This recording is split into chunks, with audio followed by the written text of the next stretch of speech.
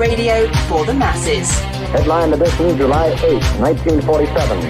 The Army Air Forces has announced that a flying disc has been found and is now in the possession of the Army. If the game is rigged, change the game. Game changer. I occasionally think how quickly our differences worldwide would vanish if we were facing an alien threat from outside this world.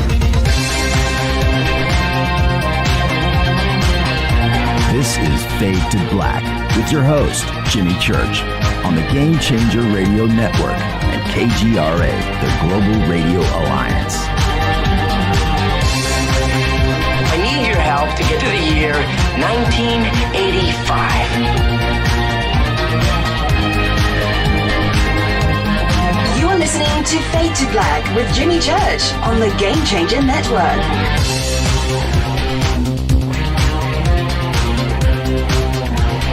Good evening. Fade to Black. Bespoke radio for the masses.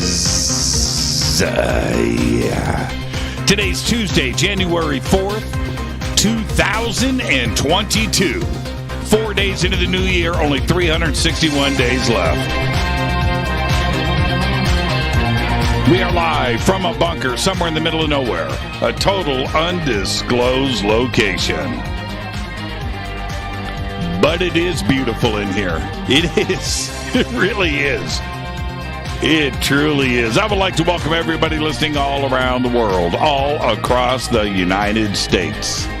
Hither and thither, to and fro, back and forth, up and down, east and west, north and south, far and near. This is Fade to Black for KJCR, the Game Changer and UnX Networks. I'm your host, Jimmy Church. What is cracking, everybody? How you doing? How you doing? Yeah, man. Look at that. My UnX Network mouse pad. Yeah, man. That's right.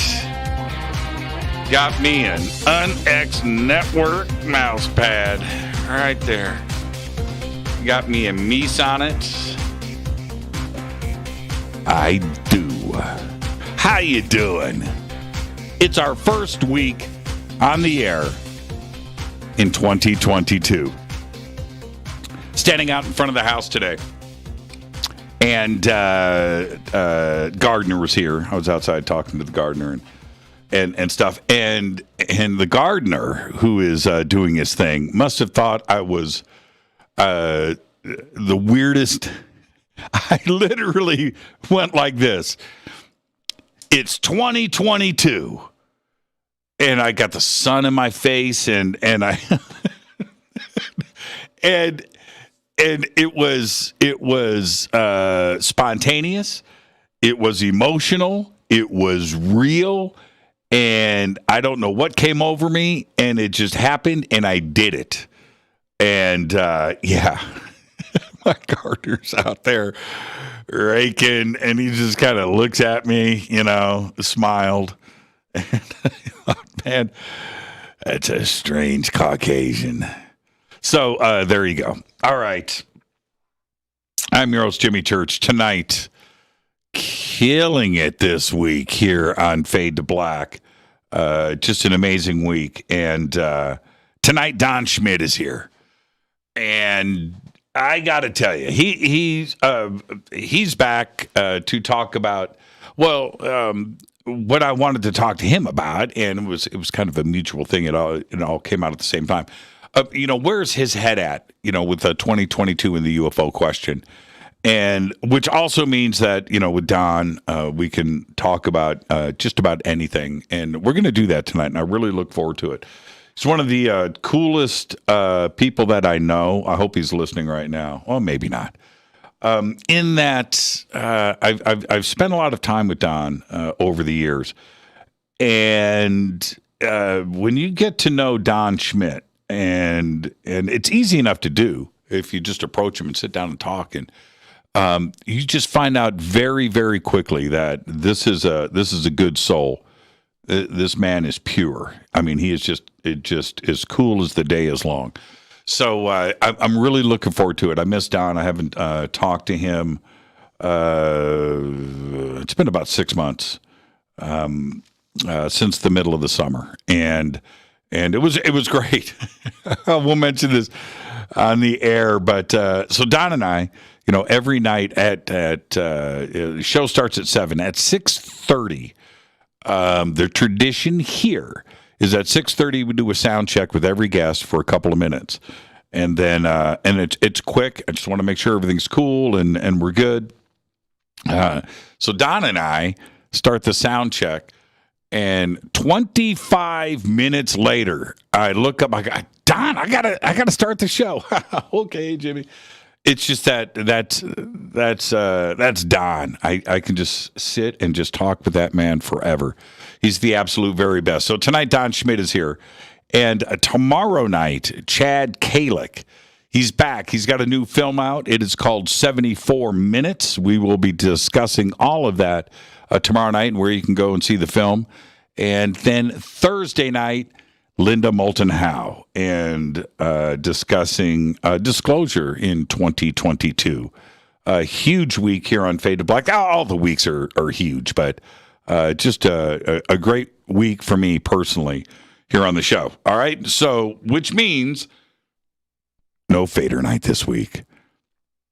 No Fader night. I think you guys will accept that. We're trading in Fader night for Linda Moulton Howe, and I don't think anybody's going to complain about that. I'm going to complain about one of the Fader knots. His name is Ken Priest, specifically, is posting pictures of food right now that should be illegal in all 50 states. So Ken, you need to cut that out, man, because you are distracting.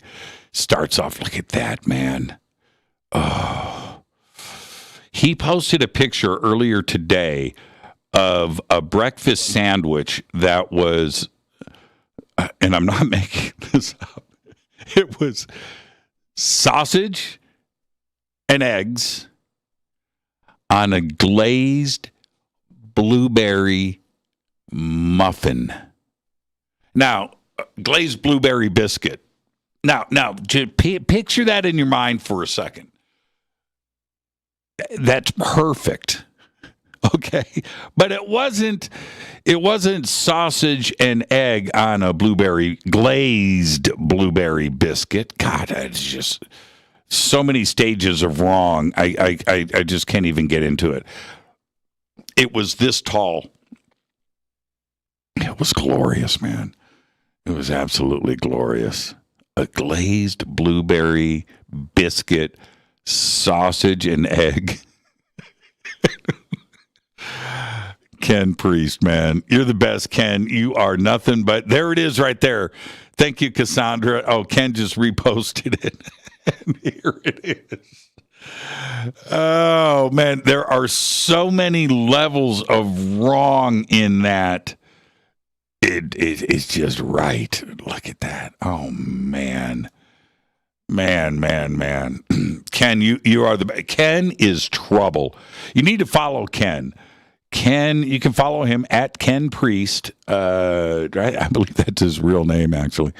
Right there on Twitter. Go hang out with Ken, and you're gonna see what I'm talking about right there. And he's the best. He's very cool. Okay, all right. So that's our week here on Fade to Black, and I spoke with Carolyn Ford earlier today. And she specifically, okay, I'm just going to let everybody know. You can go and check this out. Somebody, Kaz or Cassandra or somebody's going to post this right now. She has a skull right now called Zen. And I saw the skull.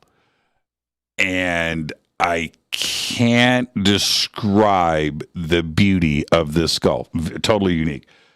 And I reached out to her today. I want her on the show. I want to do a skull show. So I think we're going to do it next week. And I did a post today earlier and stuff. And then I reached out. But then Then I go and see this skull. And I'd look through. I lost my mind. I haven't had a reaction. There it is. Thank you, Kaz. I'm going to retweet this to everybody so you can see it. This is Zen. Zen has a new home here in the bunker. That's all I'm going to post. So you guys can take a look. And I'm retweeting this now. I lost my mind. Oh, no, this is Violet Eden. This isn't Zen. Oh, I thought it was Zen at first because it's similar. No, you need to post the picture of Zen. Z-E-N. Sorry about that. I said this is Zen. Now I have to retweet. This is not Zen. All right. Zen. It's just incredible. So anyway, somebody's going to, this is Zen. No, this is not Zen.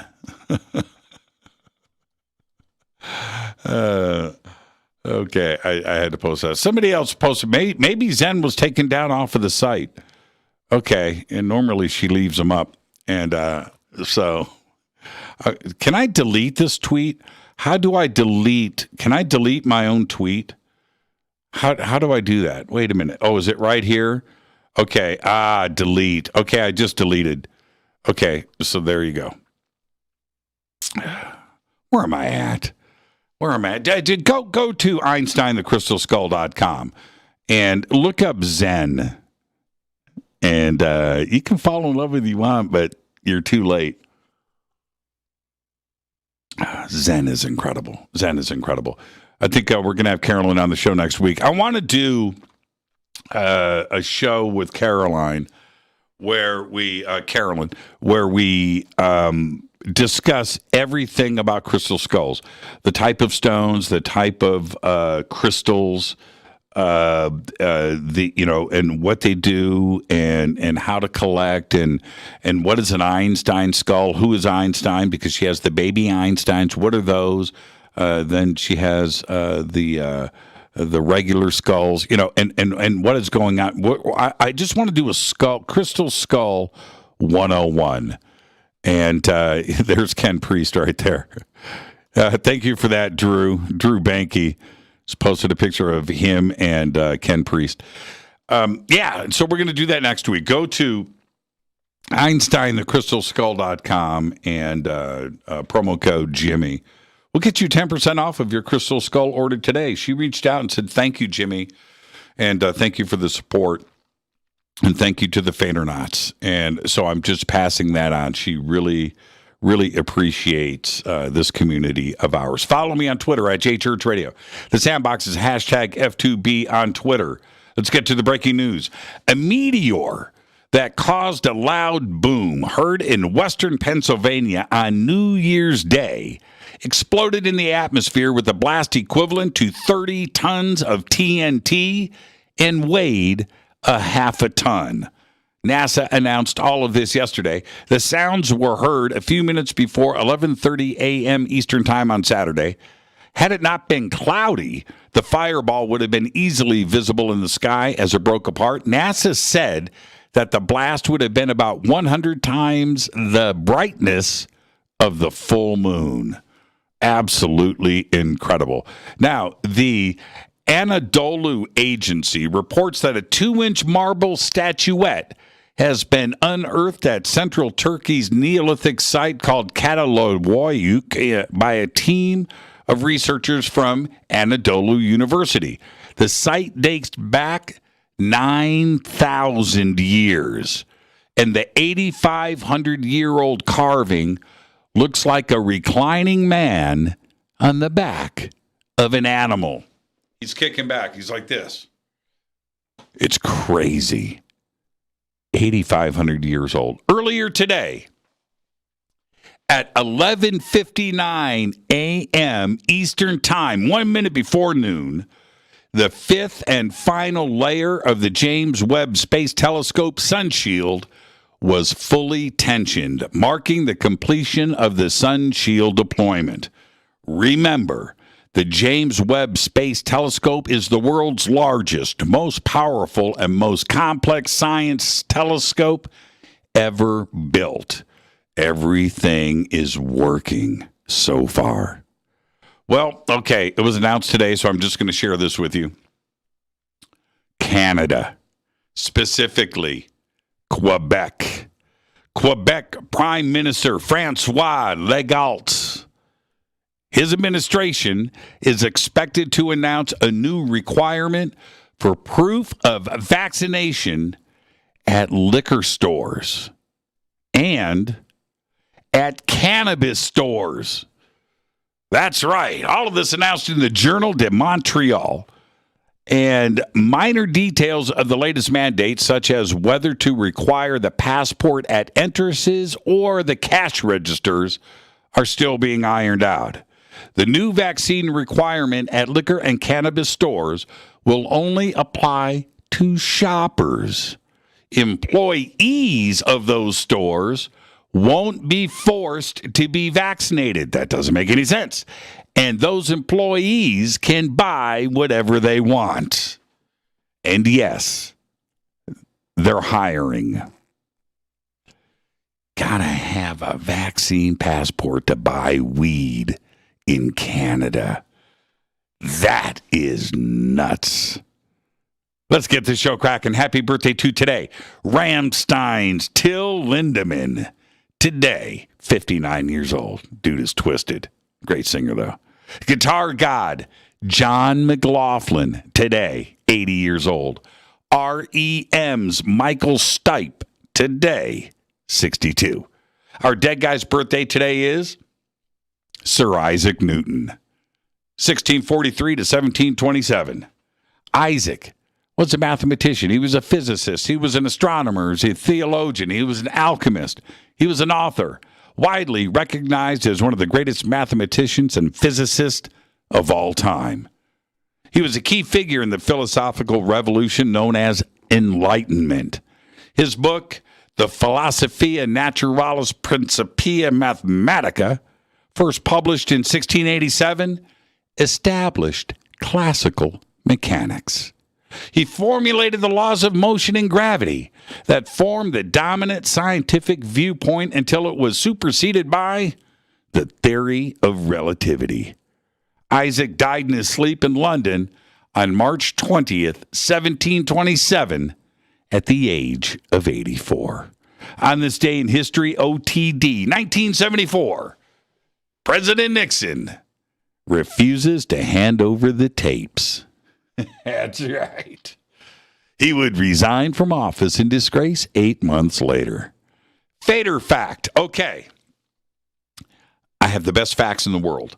I have the best. I have the most unbelievable vetted facts. And now I'm going to leave you with this one. Fader fact. In ancient Egypt, the word for cat was pronounced meow. And that is your Fader fact. Yeah. Tonight on the show, Don Schmitt. Tomorrow night, Chad Kalick. Thursday night, Linda Moulton Howe. No Fader night this week. And right now I'm going to hit this River Moon coffee. Good pot today.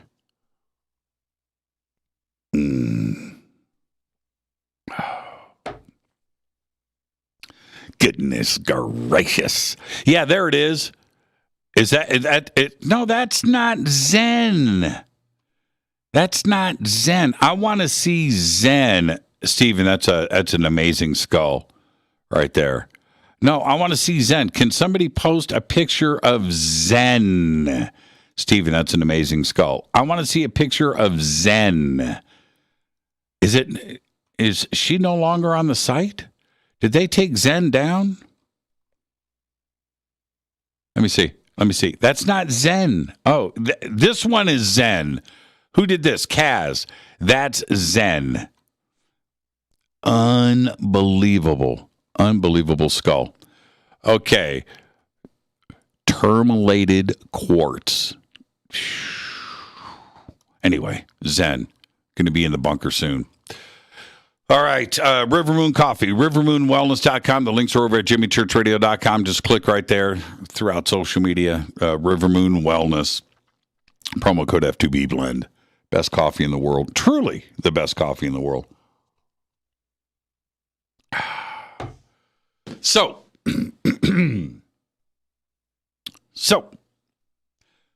I was watching a new documentary the other day, and I actually heard an anthropologist say this, and I quote, "Darwin is making a comeback," end quote. Some serious propaganda going on right there. Anyway, because of this, I shall not mention the name of said documentary. Not going to do it. And it put me in a real Darwin bashing mood. So with that, I'm going to share this little nugget with you. Are you ready? Okay. Our planet is about 4.5 billion years old. We know this. Life on Earth began at the end of the period called the Late Heavy Bombardment, around 3.8 billion years ago. The earliest known fossils on Earth date from 3.5 billion years ago, and there was also evidence that biological activity took place even earlier, just at the end of the period of the Late Heavy Bombardment. So let that stew in for a moment, all right? Because now, for the good stuff. All of this life, at the start of it all, included DNA. That's right. Now, how is this possible if you include Darwin and his theory of evolution in all of this? Well, the short answer is there's no possibility for Darwin to be part of the start of life here on Earth. There's nothing to evolve from. Think about it. Remember, DNA, after the heavy bombardment, just showed up. That's right. Immediately after the late heavy bombardment, we've got DNA. We have the fossils to prove it. There wasn't a billion years of evolution for everything to take hold. No. It was exactly the opposite. We actually have fossils from when the late heavy bombs fell 3.8 billion years ago. Again, let's just let that sink in. Really soak it up. Sop it up with a biscuit. A blueberry glaze biscuit. So what are we left with? Occam's razor shows itself in all its glory right here. The simplest and only answer is this. Life on Earth was brought here from there. Again, simpler theories are preferable to more complex ones because they tend to be more testable. Before getting all nuts about those complex ideas about life forms, just stay with the basic, the easiest, and the obvious one, that DNA was dropped off, complete and ready to go. That's it. Nothing more. Simple. Complete. The explanations for how life got started on this planet sound great, right? They sound great to those who just need a story. Most don't really think about it too much, and I get it. And the theories about this have been put together to pretty much just say that, you know, it's like, hey, we really don't know. But the bottom line is that it was a miracle against the greatest odds out there in the universe. Things just, well, they just happened. The most complex, crazy, and lucky chain of events happened all by chance, one after another, overnight. And here we are. That's the story. Or maybe, just maybe, trillions of space rocks covered with life crashed into us. You know, they got a little wet, got some sunlight, and presto. That is the only explanation that makes any sense at all. It takes care of all the questions. It really does. And the best part, it prevents Darwin from making his comeback. Ever. Seriously.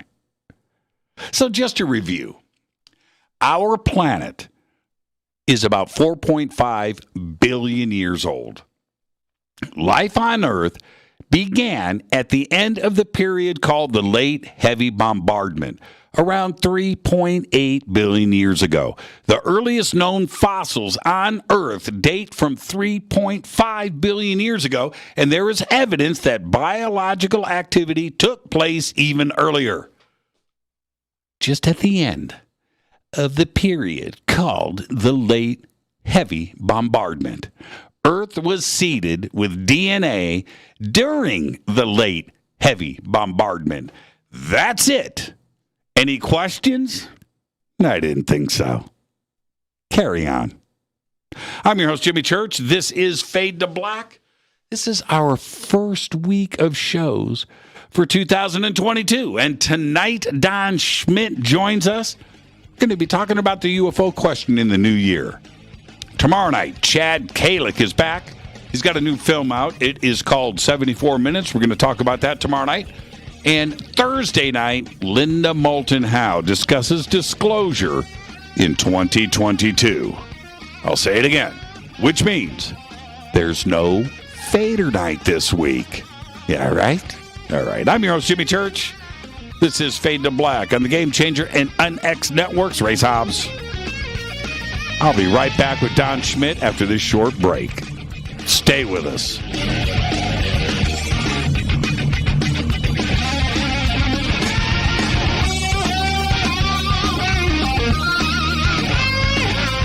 This is Nicole Church, daughter of you-know-who, and you're listening to Fade to Black on JimmyChurchRadio.com and the Game Changer Network. You're listening to Jimmy Church and Fade to Black on the X.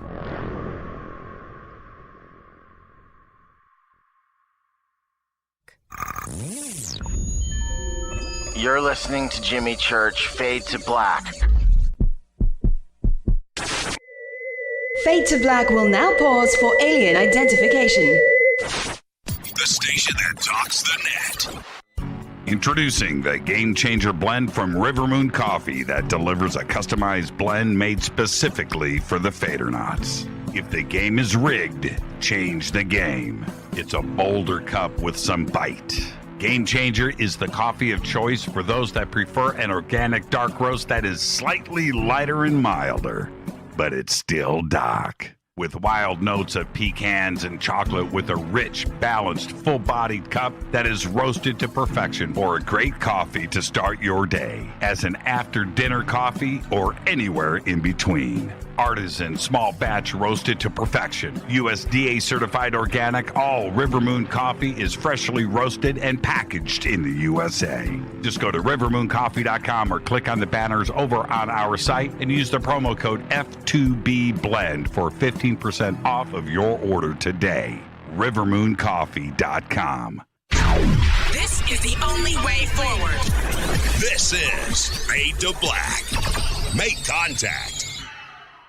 This is Jimmy Church of Fade to Black, and you can get our podcast for just $2 per month. All you have to do is click on the podcast banner over at jimmychurchradio.com. Hi, folks.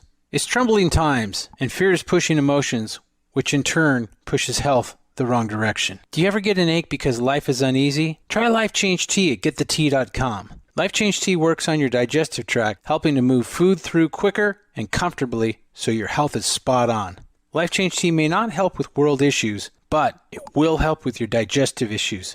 A glass a day helps keep the intruders away. So, change your life today. Log on to getthetea.com. That's getthetea.com. If your health game is off, get on by ordering Life Change Tea. Getthetea.com. And while you're on our site, look around at the great non-GMO organic supplements. And if you're a sales shopper, go to our specials page and see what's for you. I've been drinking the tea for 12 years, and I'm sure glad for its health benefits. Again, that's getthetea.com. Getthetea.com. The tea that makes you go. The new KUNXDB, the UNX Network, bringing you the best in paranormal programming in premium high-definition streaming audio and video. Log on to the network at unxnetwork.com and check out the growing lineup of programs, including Jimmy Church, Whitley Strieber, Micah Hanks, and many more. Sign up for the free UNX newsletter, follow the UNX blog, or pick up the latest edition of the UNX magazine. Be sure to follow us on Facebook and Twitter. So check us out at unxnetwork.com. Tap the show page and the calendar so you never miss your favorite live shows and podcasts. We are your portal for all things paranormal. The X, explaining the unexplained. 9 out of 10 geneticists agree. Fade to Black is not your father's radio show on the Game Changer Radio Network.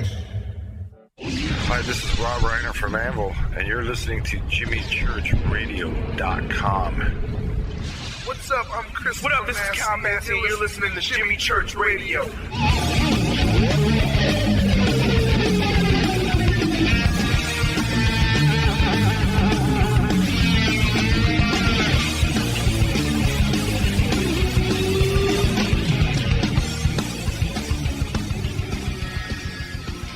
Welcome back. Fade to Black. I'm your host, Jimmy Church. Tonight, Don Schmitt. Tomorrow night, Chad Kalick is here. Talk about his new film, 74 Minutes. Thursday night, Linda Moulton Howe. Packed week. This is the way to kick off 2022. Tonight, Don Schmitt. He's back. And you know what? The conversation is going to be what it is, everybody. I asked the UFO question in 2022. I got a feeling that's going to be 5 minutes. We're going to talk about everything else. Don is the former co-director of the J. Allen Hynek Center for UFO Studies in Chicago, where he served as director of special investigations for 10 years. Prior to that time, he was a special investigator for the late Dr. J. Allen Hynek and the art director for the International UFO Reporter. He graduated from MATC with a degree in commercial art and graduated from Concordia University with a degree in liberal arts. You can tell because of his fine hairstyle.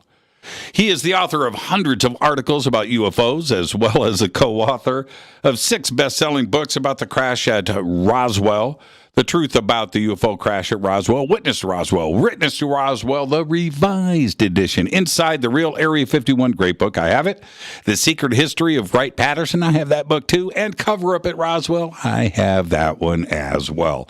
All of Don's books are listed right there, and the links to go and check them out are right in front of you. I would like to welcome back to Fade to Black the one and only Don Schmitt. Don, happy holidays, man. Happy holidays. Same to you. Happy to you. How's my dear friend? I am doing great. And now you're about 10 clicks from the Canadian border. So yes. I'm picturing some snow. You guys have a white Christmas? Yes. No, we didn't. Actually, it didn't snow till the day after.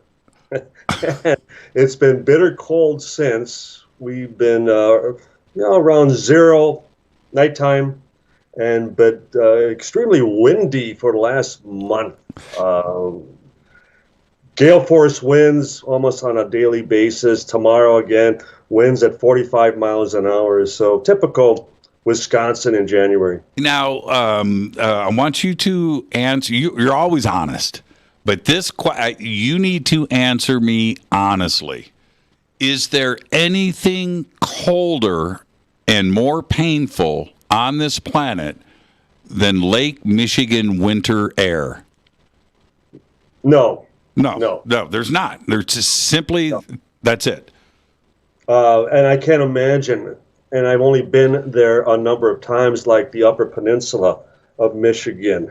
It's probably warmer. It's probably warmer on the other side. But as a result, though, getting all that moisture coming off of Lake Michigan, just like Buffalo, New York, they get all that snow off of Lake Erie, whereas Michigan gets all that snow off of Lake Michigan. So we don't get a lot of snow off of the Mississippi. So we get those panhandle hooks that come off of California, swoop down through the Southwest, and then draw up all that Gulf moisture. And then by the time they come up through Illinois, and that combination of cold Canadian air, and we'll get a foot of snow. I grew up, as you know, right there on Lake Michigan, and I miss a lot of things about Chicago, Wisconsin, Milwaukee, the Dells, whatever. There are just I miss a lot of stuff. I don't miss the Lake Michigan winter wind. Oh. No, and as I first mentioned, the fact that we're lucky when the winds calm down to 20 miles an hour here. And when I think of just where New Mexico is practically my second home, and thank God we don't have the barren dust, the desert that the Southwest would provide. And one can only imagine as far as when the Midwest had the Great Dust Bowl, with that level of prevailing wind, that we would just have chronic dust storms here. So thankfully, everything's anchored down by all the greenery, and this time of year, all the ice and snow. I love that part of the country, man. Best people, and it's where I was raised, and I just miss it. I do. I miss it all the time. And there's another part. I want to get straight into our ET brothers and sisters. But there's this very strange dichotomy, though, when it comes to Wisconsin and Chicago, Illinois, which is freezing cold in the winter, humid and hot in the summer. It doesn't make any sense. It's like it's the worst of both. But it's still not as bad as St. Louis or Cleveland, as far as in that regard, as far as heat and humidity. And because just as Lake Michigan and those winds during the winter, as the lake cools down, it becomes a natural air conditioning. As far as anytime you have a wind off the east coming off of Lake Michigan. So typically here out in the burbs, we'll be 10 degrees warmer than Milwaukee will be, for example, because you have the lake. You're reading straight from a tourist brochure. Wisconsin, it's not as bad as Cleveland. But fortunately, I live in an area, and you mentioned the Dells. Yes. And the Dells are this wonderful shelf area that when the Ice Age receded and it carved out all those wonderful bluffs and those underwater caverns and all those beautiful lakes. And whereas people generally think of the Midwest, they think very flat, open as far as farmland, we have our own Bavarian Alps here. We have a basilica up on the highest point overlooking the entire valley. We have 4 lakes, 2 golf courses, 2 ski hills. When I returned home and I drove by the ski hill on the way as I passed by the basilica, and to see all those young people out, having just a grand time in the cold. And it's where we don't allow the weather to dictate our every action. I know in California, you don't even give weather a second thought because it's not a factor on most days. But here, the weather, as you remember growing up, the weather sets the pace every day. Yeah, it does. It does. And growing up, this is the truth. When my parents would say, "This weekend we're going to the Dells," we would lose our minds, man. We would lose our minds. The Wisconsin Dells, and unique to the entire country, unique to the world. When you're pulling up, and especially as a kid, and you start to see the hills and the bluffs and the woods and the forest around it, and knowing the lakes that are there and the people and the campgrounds. When I was growing up, there was an amusement park there too as well. Is that still there? Yes, it is, and I remember getting kicked out of it as we were playing air hockey on one occasion, and we became a little overly zealous in our attempts to beat one another, and the puck was hitting people in the back of the head who weren't even involved, and we were asked to leave. So Don Schmitt kicked out of a family establishment. A family establishment. Yeah, the rebel. Wonders never cease. Anyway. Well, seriously. Oh, by the way, I'm going to send this to you. I found the video of you and I that was shot with a drone. We don't need to get into the details of it, but I found the video. And I need to send it to you, because it's pretty incredible. It was, because it was a new state-of-the-art drone at that time. It was. We were both amazed with the gyro that it was not only picture perfect, but clear. But I mean, no movement whatsoever. Well, we couldn't see the drone that was shooting us in high def. That was incredible. Anyway, so I have that drone video. I'm going to send it to you. Love to see it. Now, talking about being a rebel, have you always had that rebel gene? And going back to my book collection and all of your books on Roswell, going back, that's a rebel position to be in, and yes. You were there. Did you always have that rebel gene? Well, can you imagine growing up in a household of 6 boys? I have 5 brothers, no sisters. And my dad was an Army drill sergeant. He was part of the invasion fleet on their way to Japan. When, as the family, we were raised Roman Catholic, and a priest took him aside on the ship and told him not to worry, that the war was going to end, that we had a new super weapon that was going to force Japan to surrender. How did he know? Well, and I grew up with one of Vince Lombardi's second-string linemen, the late Kenny Kranz. And he was my first baseball trainer.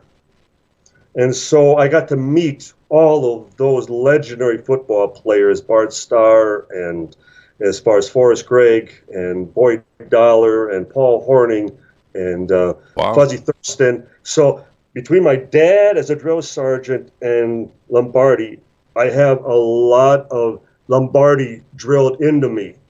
I don't like to lose. And as a result, I always have plan B and C and D if the first effort doesn't work. I don't quit. And I think it shows in the effort with Roswell, in so much as even when witnesses, even potential witnesses, would tell us, I have nothing to say, or they demonstrated a high degree of reluctance, and others would have walked away. I never did. I'd be knocking on your door a week later. I'd be calling you up until you finally, would give me a legitimate reason why you couldn't talk about a weather balloon, as the explanation still stands. And so there's a level of persistency in me that, and I fully attribute to my dad and the others around me at that time. And I'm a local administrator as far as within our village community, as far as politically. And the Milwaukee Journal even referred to me as a renegade on occasion. So, and it was because of my political work. So, yes, I guess it's just in my nature. I don't like to lose, and especially when I know I'm sitting on, in regards to this subject, the biggest story of the millennium. How can anybody just turn, a blind eye, a deaf ear to what has to fascinate everybody and anybody who's paying attention? I mean, it's just beyond our comprehension when you consider the effort that the government has made over the past 75 years to suppress all this, to just sweep it under the carpet and treat it as such, as Hynek would say, the silly season, that it will come and go and we'll move on to the next, conspiracy kooks that'll, elevate something else into the media. But here we are after all these years, and I think the skeptics, more specifically the debunkers, are becoming nervous that, as I've often said, if you, Jimmy, if myself and our colleagues, if we're wrong about all this, it doesn't change anything. But if those debunkers are wrong, it changes everything. How does that make? That's what they're concerned about. Sure, and how does that? And you can be honest here. How How does that make you feel after, fighting the good fight for, you're not that old, but I'm going to say 50 years. And that's nuts to me. It's probably longer than that. To finally be in a position to feel like we do today in 2022. Do you get some satisfaction out of that? Do you get to, thumb your nose at those debunkers, that have come at you over the years? No, because I don't feel that I ever gave them much relevance to begin with. I vividly remember when it was highly touted. It was going to be the battle royal of the century. It was my scientific director, J. Allen Hynek, and our chief investigator at that time, Alan Hendry, and Dr. Bruce Maccabee. And the debate at the Smithsonian in Washington against the late Philip J. Klass and James Oberg, NASA consultants, and Robert Schaefer. And I, as well as another colleague, Richard Hayden, and I know there were a few others, we would rehearse with Hynek.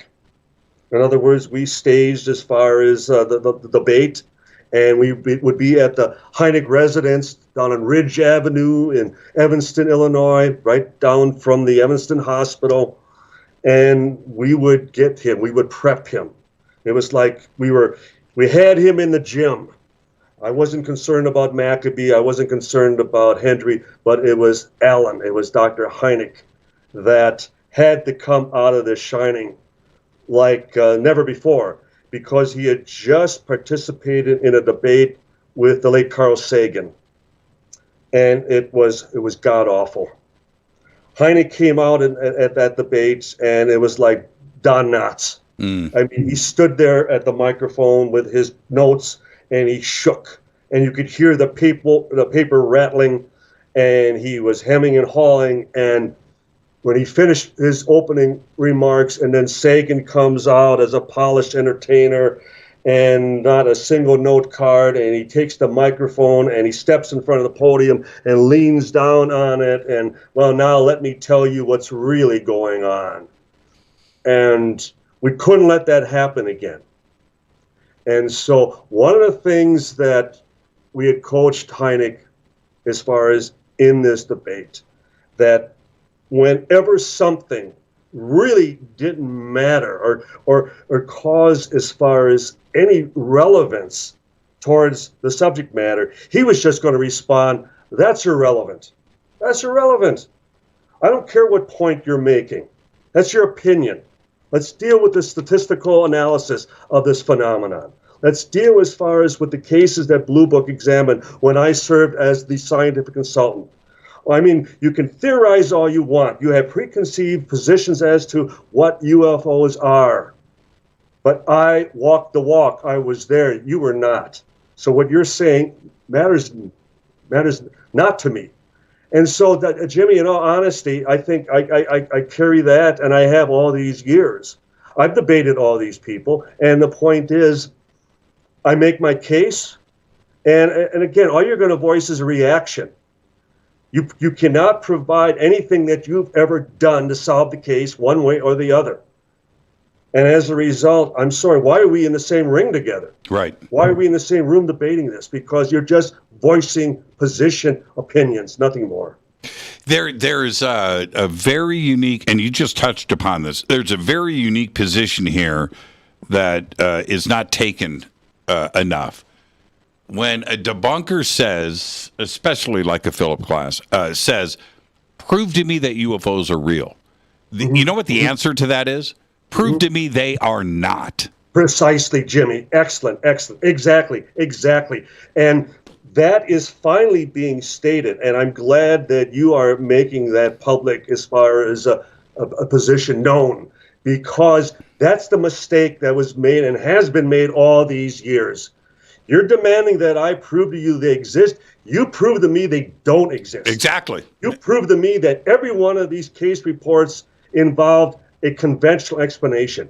You prove to me that every pilot, every SAC officer, everyone who's ever had a close encounter, you prove to me they're a liar. Right. That's it. And it's such a classical thing to say, right? The onus should be put back on them, and there is a timid factor, an intimidation of a timid factor that happens with the UFO community because we're too used to being beat down and teased and ridiculed, and we're always in this defensive posture. You know what? Flip it over. Neil deGrasse Tyson, who wants to say, you know what, there's just no proof of life in the universe. You know what? Prove to me there's not. Have you been to another planet, Neil? I mean, he's never interviewed. He's never conducted an investigation. And the point being, if I were Neil deGrasse Tyson, I'd be more concerned that the government hasn't confided to you, of all people, and told you what they know or what they don't know. Maybe that's the craw he's got up his butt, the fact that they don't tell him the God-honest truth. Yeah, I have issues with that. And the other flip side, and again, this goes to Philip and the debunkers and those guys that used to go on Larry King, just frustrate me to death. Bill Nye, the science guy, right? Yeah, Bill Nye. Couldn't even get the right weather balloon, regarding Roswell. So, and this is the deal. And this is why I would never be in a debate with any of these guys because of the way that I would handle myself. And it's this. The chemistry on this planet is the same chemistry at the start of the Big Bang. That chemistry is universal. It's everywhere. We're not unique to chemistry, right? I mean, we're the only planet with carbon and oxygen and nitrogen and helium. Every element that is here on planet Earth is extant throughout the entire everywhere. And that's the end of the story. You can't stop life here, for sure. We've tried to stop it many times. We can't do it. And it's the same thing throughout the universe. You can't stop life. That's it. It's interesting you mention that because I know the BBC Science Focus magazine, just this last year, they did a whole thing as far as evolutionary pathology. And it was Dr. Simon Conway, where he actually stated that science can say with reasonable confidence that human life evolution is also extant throughout the universe. And I used to always ask Dr. Michael Swords, who was also on our board of directors at CUFOS in Chicago, that should we expect aliens to be that different? Should we expect, three-eyed monsters and things that as often dramatized in the movies? And he went, absolutely not. Because when you consider here on planet Earth, for example, where you're talking about the highest peaks of mountains or down to the very depths of the oceans, almost every condition that could exist on another planet also exists here on Earth. And yet all life forms are connected. We all bleed. We all, two eyes, two ears, that type of thing. Yes. And under highly different living conditions, but nonetheless, whether one accepts evolution or not, that we shouldn't expect life forms elsewhere to be any more different than we are from even race to race, gender to gender. Now, we've got 2 minutes before the break. I'm going to ask you the strangest question you've ever been asked. In saying that, do you think it's a possibility that there are aliens among us right now walking the streets and they're here with us? I think, and one would always suggest that, the abduction, the missing time experiences, and the very notion of a hybrid race, that they're here to interbreed and create, this infiltration. Dr. David Jacobs, his book, The Threat, the idea that they have now infiltrated our highest levels of government and education and corporations, that type of thing. But lest we forget that even going back to the 50s, and even the Man in Black situation, and there are documents that demonstrate that even the Air Force were after these characters because they were going around impersonating government officials and threatening American citizens over their UFO sightings, that type of thing. So this notion that you could walk down a sidewalk and walk past, someone from another planet and not give them the time of day because, my God, they blend right in. So, again, we shouldn't be so arrogant to think that, we, have the patent on what we see in the mirror every morning. Yeah, it's a fascinating answer. And I talked about this in my little opening rant today, that I think that the natural way to look at all of this is that we're all ET. We just all arrived here on asteroids, 3.8 billion years ago. DNA was seeded here on Earth. That's how it got here. We weren't created here, and that's it.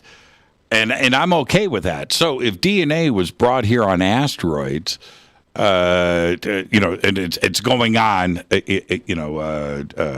throughout the universe, that why wouldn't DNA also be universal? And why is that such a strange thought? I don't think that's a strange thought at all. I think that answers a lot of questions. But quickly, let's take that a step further, as even the late Carl Jung would have suggested, that this almost becomes like a penal colony, that this may be the universal insane asylum and all the rejects are deposited here. Have you read his book, Jung on UFOs? Many years ago. Yes. Yeah. Crazy. Head of his time, though. Head of his time. Yep. There's a couple of pages in that book stopped me in my tracks. Like, where did he get that information from exactly? Carl Jung. Let's take our break right here. This is Fade to Black. I'm your host, Jimmy Church. Tonight, the one and only Don Schmitt is with us. Tomorrow night, Chad Kalick is going to be here talking about his new film, 74 Minutes. And then Thursday night, Linda Moulton Howe. But tonight, it's all about the Don Schmitt. I'm your host, Jimmy Church. This is Fade to Black on the Game Changer and UnX Networks. I'll be right back after this short break. Stay with us.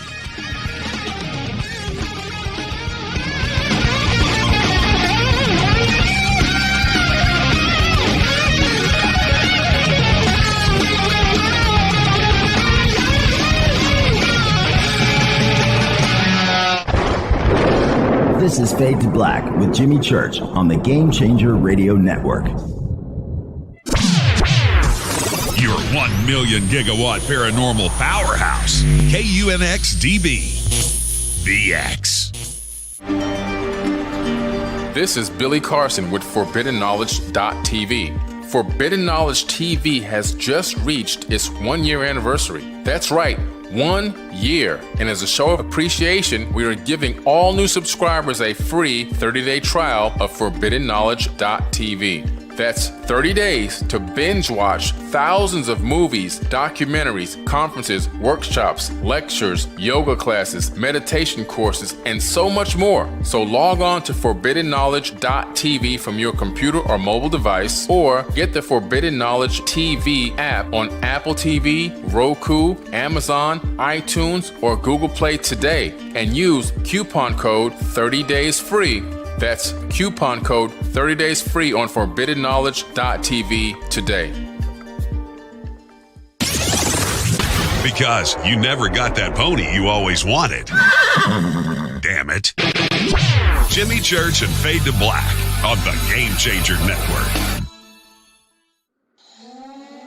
Listen, I know, and you know, that you've always wanted your first crystal skull. Or maybe you're a collector just like me, but you just don't know where to go to find the real thing.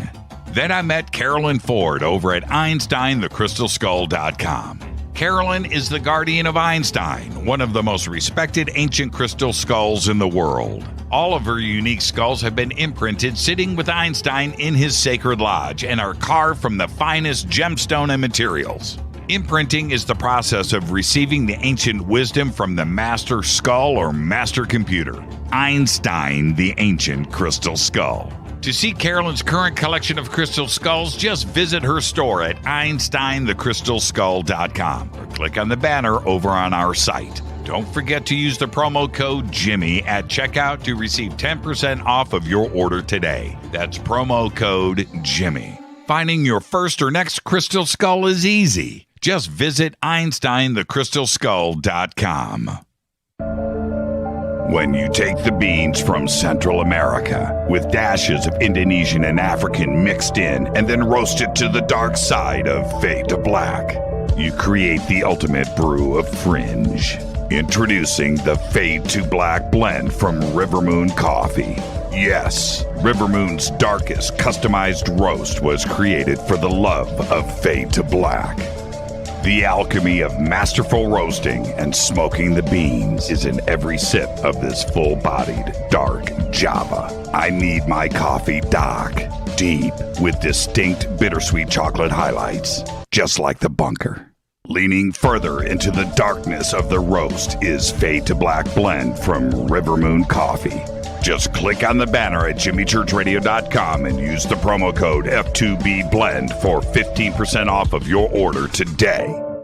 Hello, I'm Katie, and you're listening to my main man, Jimmy Church, on jimmychurchradio.com. Hi, this is Ray Hobbs here, repping the planet, and you're listening to my good friend, Jimmy Church, Fade to Black. This is Toby Kebbell. You're listening to jimmychurchradio.com. Don't hurt me, Jimmy. I'm only little. Hey, I'm Adrian Grenier. And this is Ari Gold. We're the Honey Brothers. We are both the Honey Brothers. Hey, I'm Adrian Grenier. And I'm Ari Gold. We're the Honey Brothers. And you're listening to Jimmy Church. The Revolution. This is Jimmy Church of Fade to Black, and you can become an official Fadernaut by just going to our membership section at jimmychurchradio.com. Hello, this is Serena Wright Taylor from Conscious Life Expo, and you're listening to Fade to Black with Jimmy Church, who holds the Lucky Pony record for the best astrological chart since 1963. True story. This is Micah Hanks of the Gralien Report, and you're listening to Jimmy Church on Fade to Black.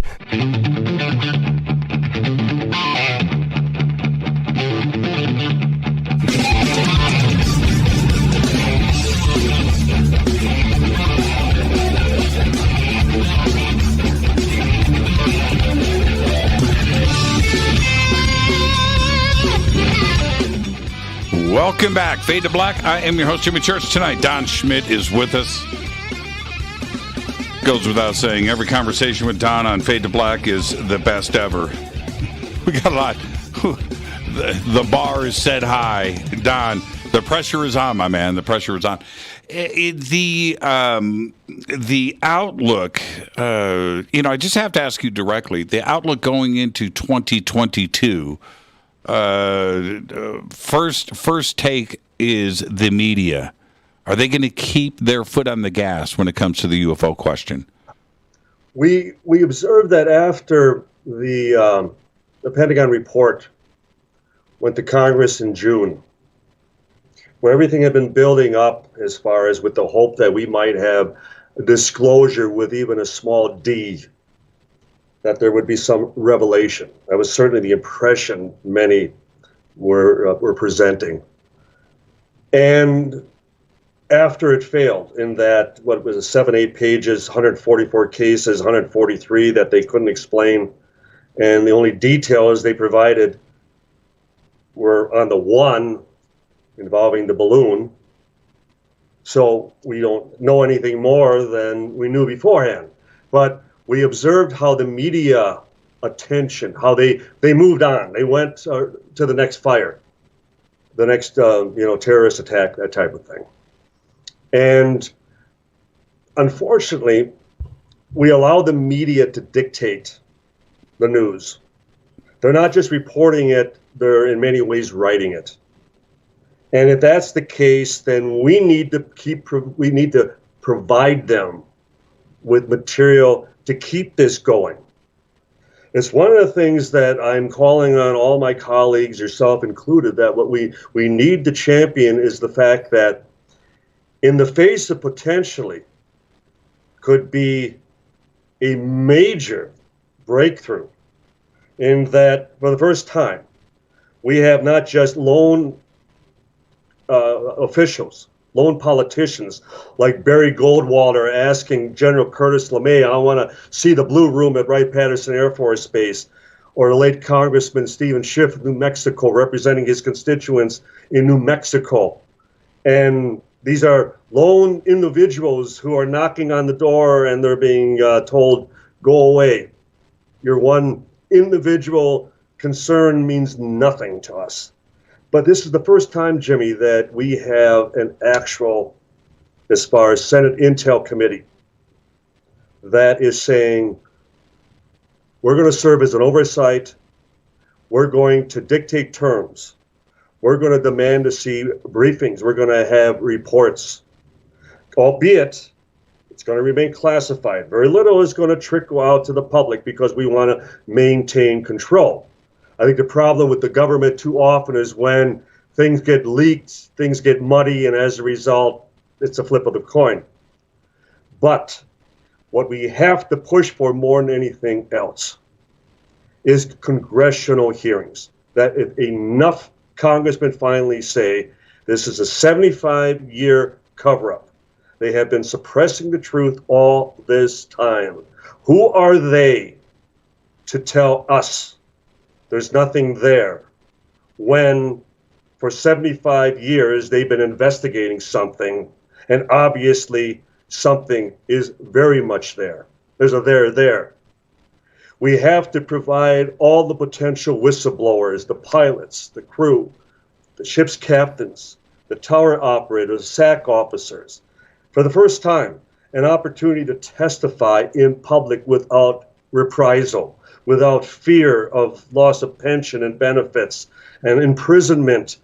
JNet 146, which is Joint Army, Navy, Air Force procedure, dictates precisely, what ramifications any government officials face if they disclose classified UFO information to the public.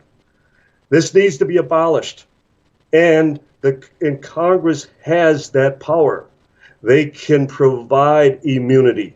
They can subpoena witnesses. Just imagine if this would have been done while 100 of the Roswell witnesses were still alive. Right.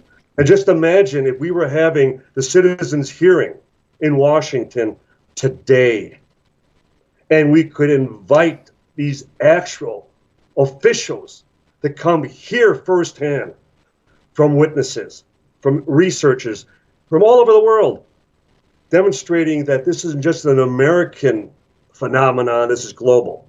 I think there would have been, such an awakening, an illumination on the part of these officials that no military in the world will be able to stop it.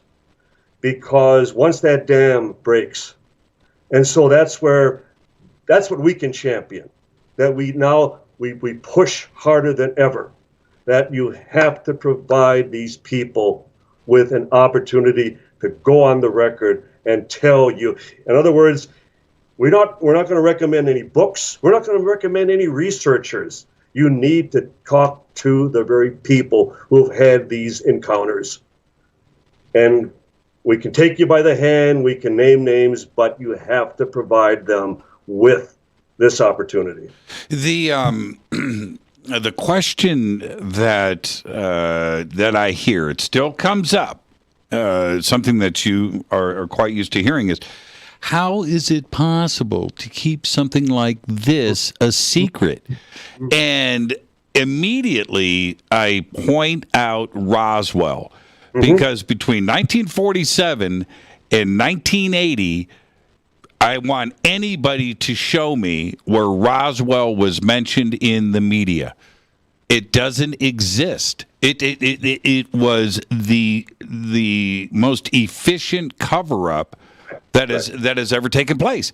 And there were a few trickles. There were a couple of books, like Harold T. Wilkins and Frank Edwards, that just did a brief mention. One line though, and see, one line. Yeah. Here's the thing that I point out. Before Art Bell, before Coast to Coast, before Jimmy Church, before Fade to Black, there was Long John Nebel, and I have gone back and I study radio. I love radio. I study it, and I have gone back and I have listened to, and it's taken me a long time, to all of the archived Long John Nebel broadcasts, of which he had on everybody. Everybody was on that show. If you claimed you had been to Venus and back, everybody, and heavily discussed were Nazi UFOs and the inner Earth and crash sightings and every witness, everything was discussed top to bottom for 30 years on that show for 6 hours a night, except Roswell.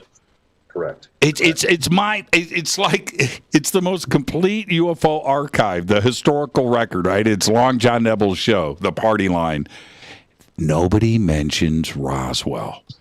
It's like the most mind-blowing thing. The leading researchers of the day in that period, everybody, there's no mention of Roswell. How can that be? That's because they covered it up. Yes, that's correct. And I don't believe anyone has demonstrated that, as well as the actual eyewitnesses, the level of intimidation and fear that they were subjected to at the very time and for years thereafter. And then in recent times, and as we had mentioned, the late Congressman Stephen Schiff, the fact that you had a senior Congress official who knocked on doors, White House, Pentagon, sent 3 separate letters to the then Secretary of Defense, Les Aspin. And the GAO, and got the GAO involved, the General Accounting Office.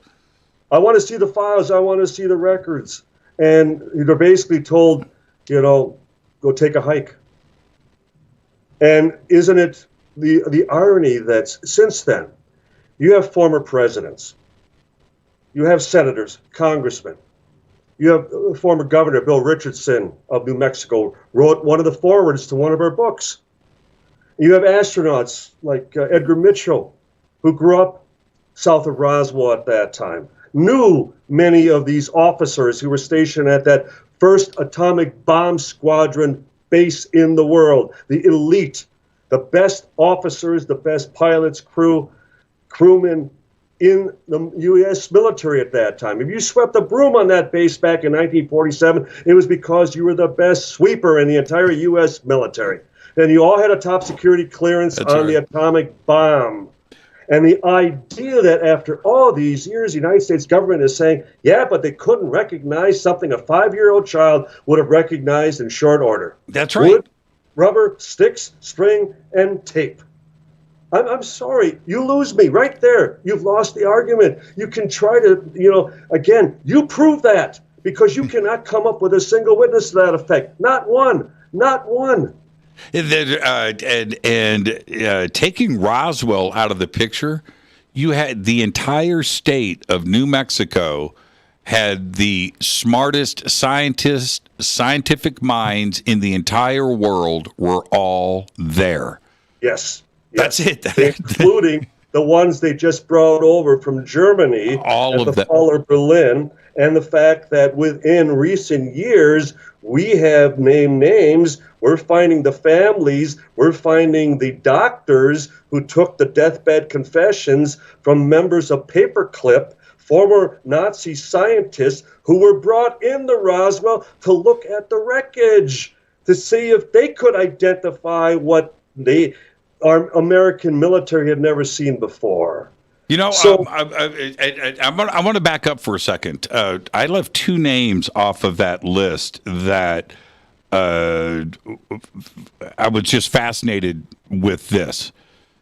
Kenneth Arnold and Donald Kehoe never mentioned Roswell.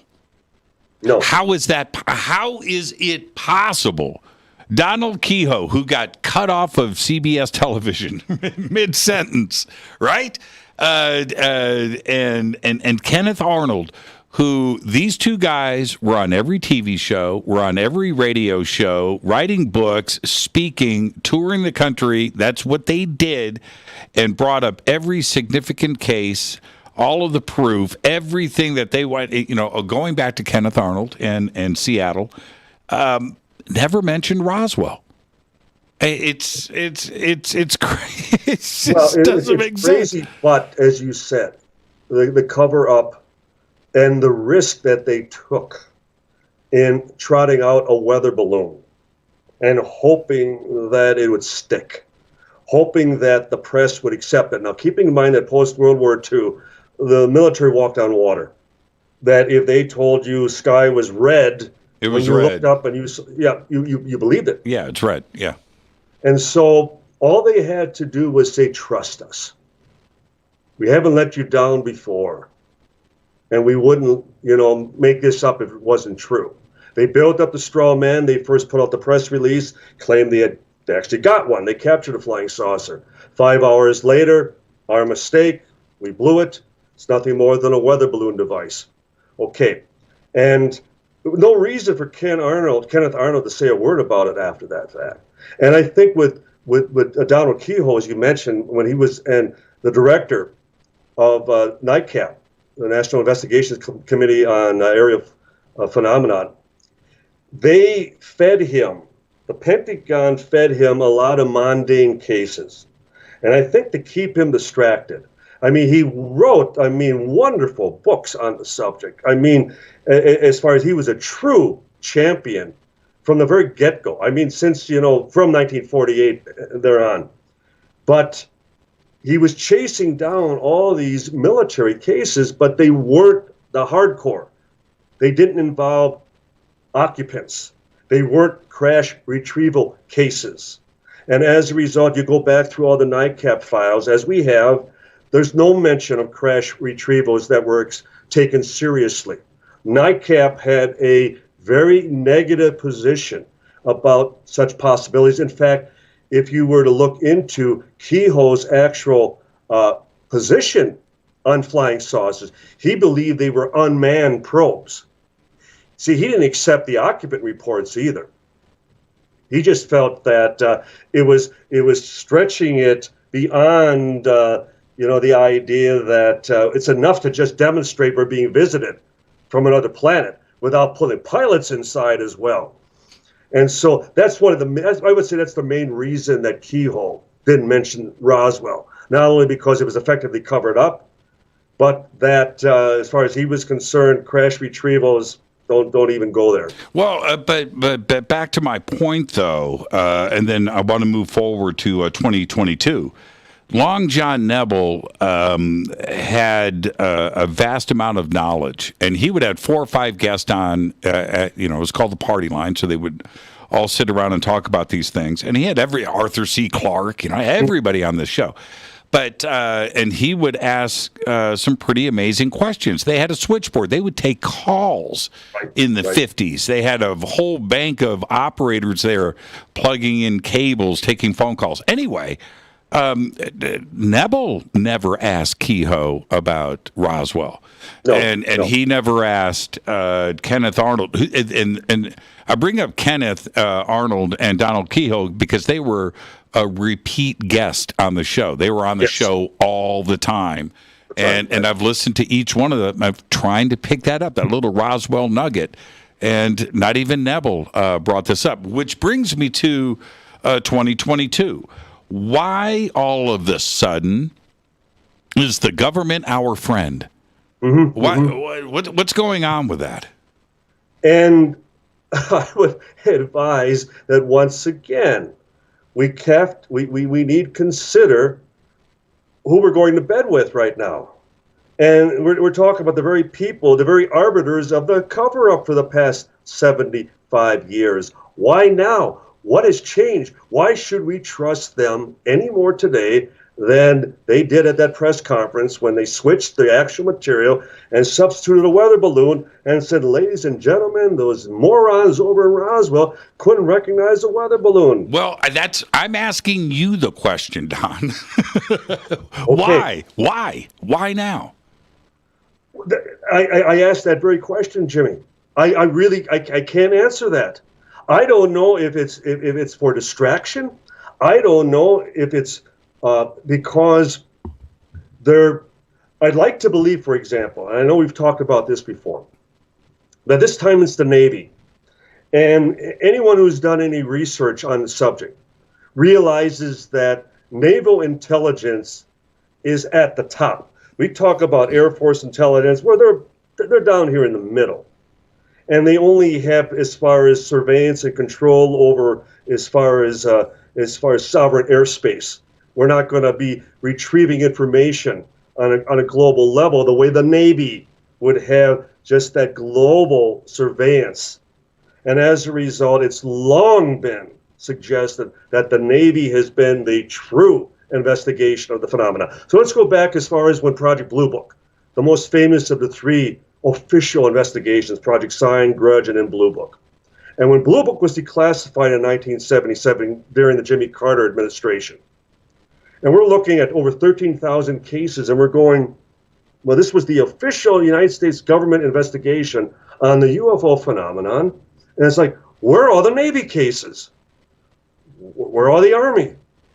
Where are the Marine Corps? Coast Guard, on and on and on. So there was a handful of other branches. And yet this was the official investigation. Where was everything else? And so it became part of what Hynek was always telling us, that the hardcore cases were going upstairs. There was another separate investigation that had nothing to do with the PR front that Blue Book was. This is what, ladies and gentlemen, this is what we're going to tell you. This is what we want you to believe. But what's really happening behind the scenes, you have no need to know. And I would like to believe that the Navy finally got fed up with the Air Force always speaking for them. And after their pilots like Fravor and the others as far as had their experiences, it was like, my God, we got to stand with our own personnel. They saw something, we tracked it. They have gun camera footage. I mean, there's something there that defies, the laws of physics, defies conventional explanation. We have to respond to it. And as we observe, who has been strangely silent through all of this? Well, once again, the U.S. Air Force, who feels we washed our hands of this back in 1969, nothing to it, and there's nothing more to be gained from looking into it. Well, if I was the Navy right now, I would say kiss my butt and say now it's our turn. That's what I would love to think is going on here. Is this the wrong time for some of the, not all, but some of the UFO community? Is this the wrong time to relax? Like, yes. Suddenly the disclosure is inevitable and our job is done. We can relax. The Pentagon and Department of Defense now are going to be a part of our community. It's the wrong time to sit on our hands, isn't it?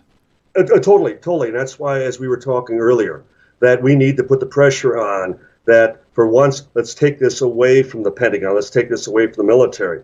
And let's make Congress perform due diligence. They need to step up and finally open this up for congressional hearings. Allow the true people involved, who have been involved, who have been forced into silence, who have been, who signed as far as statements of non-disclosure, who have been ridiculed, and it's been a career breaker for 75 years. This has to change. I like to believe it has changed, that the stigma has been removed, that now you can talk about this in mixed company. It's like, well, yeah, the government's now actually looking into it, and we're hoping we can assist them. What they have to demonstrate is, but we're the old school. We're the ones who've still been working on this all the while. We're the ones that have been providing all the data, whether you'd like to accept it or not. And as a result, as we often had military officers tell us regarding our Roswell investigation, whenever we would come up with new witnesses, they would occasionally call up or talk to us and go, oh my God, thanks a lot, Don. You filled us in on that. We didn't know about so-and-so. You helped us plug that leak. And then you call them up the next time and nope, not talking to you again. So we were in ways, helping them, as far as discover witnesses that they had forgotten, who were unaccounted for. So we got to make sure that we don't allow that to happen again. Now, what about your family before the break? What about your family? Are they now looking at you going, well, I guess you was right. We thought you were a little, but I guess you was right. No, as I mentioned, I have 5 brothers, and it's the sister-in-laws who generally have been the ones behaving that way. But my brothers, it's like if it's enough, if it's important enough for Don to look into it, even though I'm not interested, I stand with them 100%, and they do. I have heard many times somebody would make jest, make fun behind my back in front of them, and they would step in like mother lions, and it's like, no, you don't. You don't go there. So yeah, okay. I don't see it so much as vindication as much as now the real work begins, because in a year, 5 years from now, if we're not successful, I'm afraid we're going to have to point our fingers at us. Yeah, I agree. I agree with that. I agree with that. And real quick before the break, what about conversations with your family? Would they talk UFOs with you in the past, or they just leave you alone? And now, do they want to talk about it? As we both have lost our dads. Yes. My dad was my biggest fan. He would take me aside. Every time I would stop by, he'd want to know what was new on the investigation. Yeah. And at times when I was wrestling with a witness, or if I needed a second opinion, I could take a long walk with him out in the woods and confide to him 100%, and he would always advise me with his military background, and the wisest man I have ever known. And so I love the fact that it wasn't just father and son. He was truly interested in the subject. We made sure he got down to Roswell. He got down to the museum before he died. He loved it. And I'd like to think that he is still, in the background going, Don, now finish it. Wow, I can only imagine. You don't have to respond to this. We're going to take a break. But I know the level of respect that you have in Roswell. That must have been extended to your dad. He must have felt. 100%. 100%. They loved him there. They loved him there. He loved him back. I can only imagine. This is Fade to Black. I'm your host, Jimmy Church. Tonight, Don Schmitt. When we come back, I'm going to ask Don, how do we keep that pressure on? That's the biggest question that needs to be answered tonight. We'll get to all of that after this short break. Stay with us.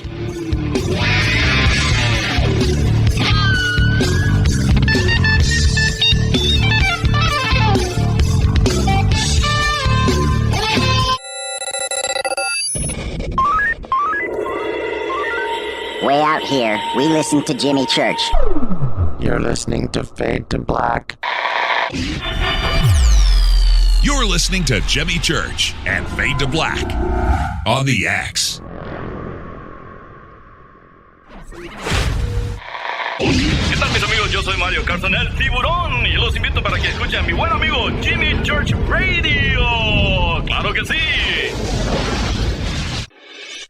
This is Jimmy Church, and I personally invite you to the 2022 Conscious Life Expo this February 4th through the 7th, live at the LAX Hilton in Los Angeles, California. This year, we have the most exciting speakers, including Whitley Strieber, Adam Apollo, Billy Carson, Daryl Anka and Bashar, William Henry, Caroline Corey, Susan Slaughter, Daniel Brinkley, JJ and Desiree Hertog, Sarah Breskman Cosme, George Norrie, Gail Thackeray, and many, many more. I will be hosting all weekend long, including the keynote Ancient Secrets panel on Friday night, 5 vendor and exhibit halls, 3 floors of speakers, panels, and celebration. This is the biggest event of the year, and early bird passes are available now. Just go to ConsciousLifeExpo.com for the schedule, speakers, and information. That's ConsciousLifeExpo.com. Do you want to be an official Fadernaut? Of course you do. This is Jimmy Church of Fade to Black. Just go to our membership section at JimmyChurchRadio.com. Fadernauts. When you think about the future of our country and where we're headed, do you wonder about the food supply? I do. Disruptions in the food supply chain could be disastrous, and they usually occur with little warning. That's why the smartest thing you can do today is to stockpile emergency food, water, and other essentials. I personally recommend My Patriot Supply. They're the nation's largest emergency preparedness company, serving millions of customers for more than a decade. In fact, they're the only source my family trusts for our preparedness plan. You should too. Right now, save 20% off a full 4-week supply of delicious meals that provide 2,000 calories a day. Saving 20% helps too, doesn't it? Especially now. So go to preparewithjimmy.com and get ready. That's preparewithjimmy.com. There's no time to lose. Do it now. So, you love talk radio? Then you'll love TalkStreamLive.com. TalkStream Live is always on, 24/7 with the best streaming talk shows. Find your favorite talkers and discover some new ones. It's free, readily available online or on mobile with any smartphone or tablet. Finding your favorite talk shows all in one place has gotten a whole lot easier. Just go to TalkStreamLive.com. Be sure to download the free apps from Google Play or the iTunes App Store. You listen to us, and we listen to you. And so does the CIA. KGRAradio.com. You are listening to Fade to Black with Jimmy Church on the Game Changer Network. Oi, oi, I'm Reese Evans. You're listening to Jimmy Church. This is Revolution. The revolution will not be televised. The revolution is on radio. Ciao.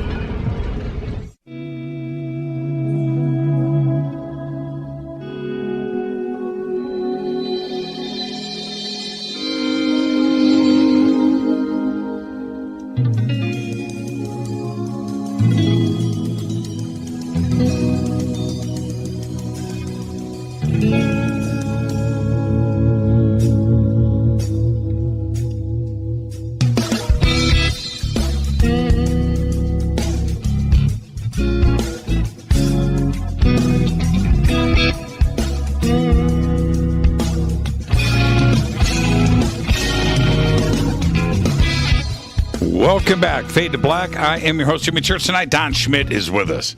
Tomorrow night, Chad Kalick. He's got a new film out. It is called 74 Minutes.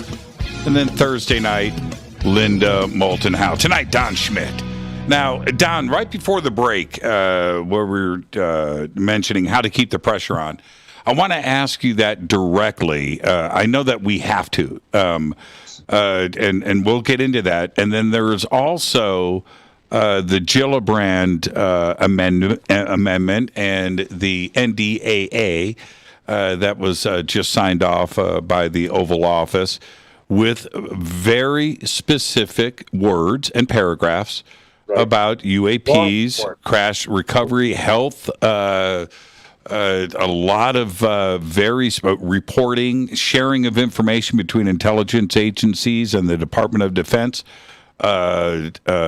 classified reports semi-annually to Congress, as well as a public unclassified version of this report that will be annually. Very interesting. Is that part of keeping the pressure on? Does that help us?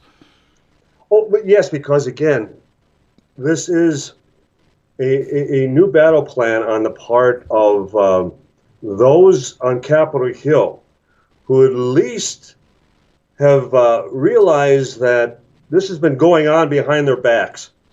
And as a result, they've come up to speed, and now they want the full storyline. They want, as far as they have access to the full picture. And I think because of that, there's a lot of catching up to do. My only concern is that just as in the original, as far as the June 2021 report, that they only acknowledged the phenomenon back to like 2004. Right. And as a result, I'm concerned that the fallback still could be Russian or Chinese. By not acknowledging the phenomenon all the way back to the 40s, well, it's only a threat now. It was not a threat back in the 40s and thereafter up till today. Well, we know that's nonsense. And especially when we consider that now they're concerned about nuclear as far as SAC infiltrations, missile as far as interruptions, as far as shutdown of Atlas missiles, for example. But that all happened back in the 60s. But they don't even acknowledge that. So I'd like to hear that they are going to be bringing in historians, people who will be able to demonstrate to them and briefed them totally on Roswell, for example, and so many of the best cases that all were before 2004. And so they need to look at the big picture, because I'm afraid that they still will always have, just as they did with Roswell, just as they have demonstrated with every incident that the military has been involved with, that when they need a scapegoat, when they need a plan B, when they need an alternative scenario to present to the public, it seldom is the truth. Because with them, it's basically just protecting, themselves, staying in office, staying in control. And that's where, unless this is as transparent as we would like it to be, as long as there remains classified reports, as long as there remains classified briefings on the subject, we're never going to be sure what the public report discloses and how close it actually is to the true situation. And that's where we have to, again, take the ball and say, we're not going away with anything less than congressional hearings.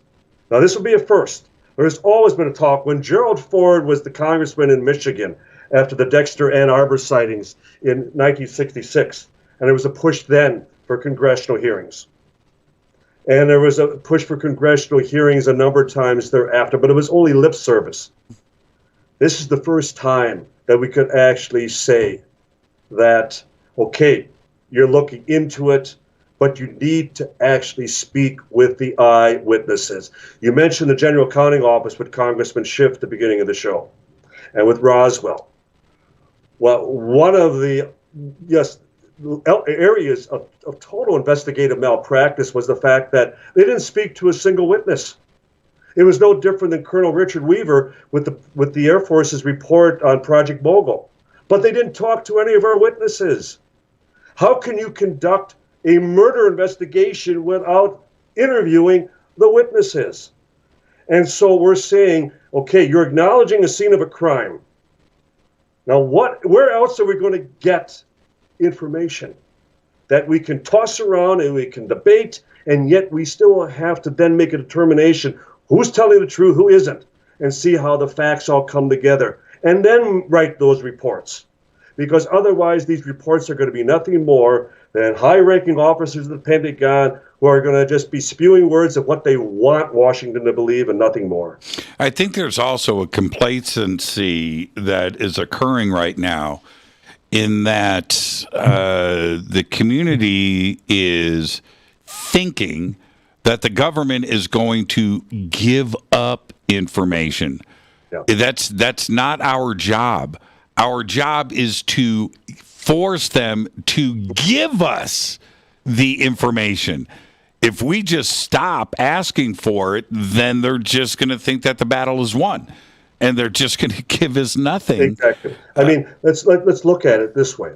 They have been deceiving not only Americans, they've been deceiving the world on this subject for 75 years. They've been lying to presidents, vice presidents, senators, congressmen, people who represent us in our daily lives. And indeed, if this is a threat to national security, that's our national security. And as a result, all they're acknowledging is they have no control over this phenomenon. They're able to fly through our airspace with total impunity. I've often said, Jimmy, that it remains a cover-up of ignorance, that we still don't know from where, from who, or from why. And as a result, they stall for time. They run out the clock. They, hopefully, the more they stand pat and pretend that they're on it, that they're working on it, just give us more time, that we go away, that we become complacent, apathetic, as you mentioned. Mm-hmm. And that's where, as the UFO community has spent more time pointing fingers at one another, and the level of egos and people taking credit for others' efforts, And always this level of pettiness and jealousy as to who's going to be in the race. Well, as I've often said, it doesn't matter who wins the day. We all win. If the truth finally comes out, it doesn't matter who happened to win as far as cross that finish line first. And that's where we have to, whether we're on the sidelines or whether we are sprinting in that final 100 yards, we have to push like never before, because I don't believe that either in your lifetime or in my lifetime, we're ever going to have this opportunity again. When the June 25th, the UAP Task Force report comes out, a lot of interesting, and the lack of interesting things there. But one of the points was, we don't know. Mm-hmm. We don't have answers. And you just said we need the who, what, why, now, when, where, right? We need. Do you think that they have those answers? No. That they do. You don't think they know the who and the what, the where? No. I think they've known since Roswell that we're dealing with an intelligence off the planet, that we're dealing with a technology beyond our comprehension. I mean, when you consider the human arrogance, the idea that we could bridge that technology. I think Tracy Torme, the screenwriter, a good friend of both of ours, mm-hmm. who, I think he uses the best analogy that you could take something as simple as a toaster and teleport it back into time, say back to the Middle Ages, and they might be able to take it apart and put it back together again. But if you can't plug it in, you're never going to get it to work. And the thought that, just like Will Smith in Independence Day, that you can jump into the seat of that UFO and you can fly that thing like you've done it 100 times before. That's our human nature, that we're still at the top. And I think that's the thing that has rattled, especially the powers that be at the Pentagon, more than ever before. The idea that they've worked on it all these years and they still can't find the on button. Do you think, and I know you've done so much research into this area, do you think that they did get information from an EBE at some point as to the origins and the star systems where these beings came from? Do you think that they got that information? And if they should have provided such information, would it have even made sense to us? It would have been from their vantage point. How would they describe, as far as that we would make such a determination when they couldn't even provide us with a name of another planetoid that we would have recognized? We haven't even acknowledged or haven't even discovered planets until the last 10 years. And so, to me, it would almost be like biblical in nature, that for the people of biblical times, how would you describe a planet and a solar system when you didn't know what was across the Dead Sea, for example?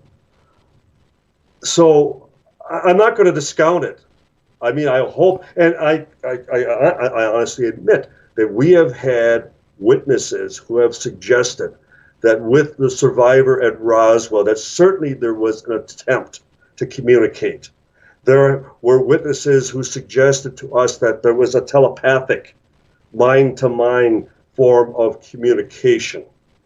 And I guess it came down to, was any of the information reliable? Was it anything beyond just, I'll give you my rank number, and serial number, that type of thing, name and serial number? Or have we been schooled? Now, the ancient astronaut, investigators, the researchers would suggest that we've long had a helping hand, that we've long had guidance from above. And I don't have any reason to doubt that. I think that truly has been the case. My God, the Egyptians were performing brain surgery 5,000 years ago, and the people lived. So I saw, it's funny that you bring that up. I just watched the most recent documentary on Nat Geo, and some recent tombs that were discovered in 2021. It's the most recent documentary was released last week, the week before, and I'm watching it. And this is the point that they brought up. So they pick up this skull and a female with a drill hole right above the eye, right? This clean, perfect hole in the skull. And the anthropologist, says right there, the archaeologist holding him, this is brain surgery 4,500 years ago. And now think about that for a second. I know. The rest of the world, Rome is still 2,000 years in the future. Right. Greece is 2,000 years. Plato is not going to hang out for another 2,200 years. The rest of the world is living in mud huts. Right. And they're doing brain surgery on the Nile. That's crazy to me. It is crazy, but yet it's irrefutable. I mean, those examples, and they healed shut. I mean, the person lived. And so they had help. And I guess it comes back to, are we dealing with the same race? Species? The same visitors, the same species? Right. That type of thing? Or, are we like the Galactic Zoo, that they're just, there's a curiosity. They're passing by now, and they could take us or leave us. I've often commented that the phenomenon is more indifferent to us than we'd like, because they haven't, saved us. They haven't taken away nuclear weapons. They haven't told us, like Klaatu in The Day the Earth Stood Still, that we better stop it, otherwise they will come and stop us, that type of thing. There hasn't been the proverbial landing on the White House front lawn, we're here to help you, take us to your leader type of thing.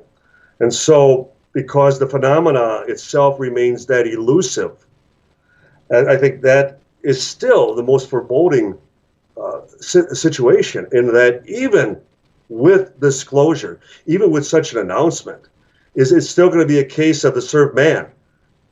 Twilight zoning. Would we ever be able to truly trust a higher intelligence, given our own track record, like the Brookings Institute in 1960, when they conducted that study, where they demonstrated NASA contracted them as far as the report that went to Congress, and it demonstrated that each and every time that a higher intelligence has made contact with a lower, whether by influence, whether by contact, whether by conquest, it has eliminated the lower.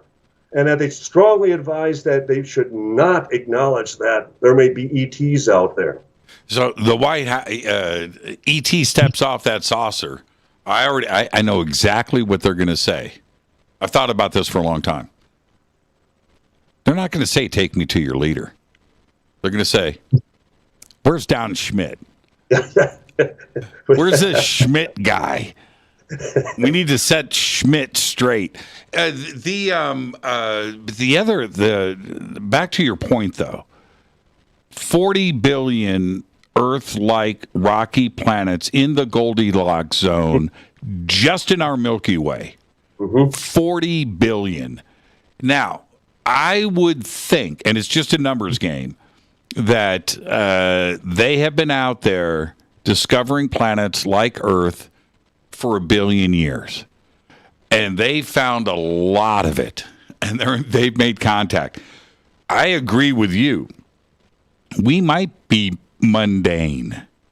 What's exciting? It's a beautiful blue planet. I love that. It's perfect. Pictures are gorgeous. I mean, it's beautiful. The Wisconsin Dells, right? We got that. But Don, what sets us apart from the other billions of civilizations that they've made contact with?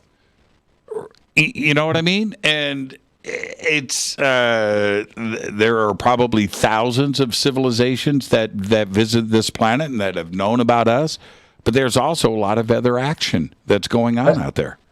I guess the one thing that may set us apart, and our late dear friend Stanton Friedman often would comment that just imagine any intelligence observing us on a regular basis. monitoring our daily broadcast, radio, television, that type of thing. And what's the predominant theme that would come across 24/7? That we're a barbaric, primitive race of people who just, our consistent preoccupation is tribal warfare. So what would our first reaction be? Well, we've demonstrated that. You land on the White House front lawn, first thing we're going to do is surround you with tanks and guns, and chances are we're going to shoot you before you even get off the ship. So I guess we may be one of those, those galactic, doctorate thesis to see, are we ever going to mature? Are we ever going to grow out of this notion that I'm threatened by your existence? I know you're threatened by mine, and as a result, I'm going to strike first. And in the meantime, we might as well just get along. But again, stay out of my territory. Don't encroach on me. That type of thing. So you're not just talking countries. You're not just talking about even athletics and competition. You're talking about even within families. So it's like, are we unique, within the entire galaxy? That, damn it, here we coexist on this spaceship Earth with a finite amount of water and oxygen and food, and as a result, we still are constantly trying to kill one another. There is an island off the west coast of India that internationally laws are in place that tribe that lives there has never made human contact. There are specific laws. No planes, no ships, no nothing. You cannot go near it. No human contact allowed. And they've adhered to that.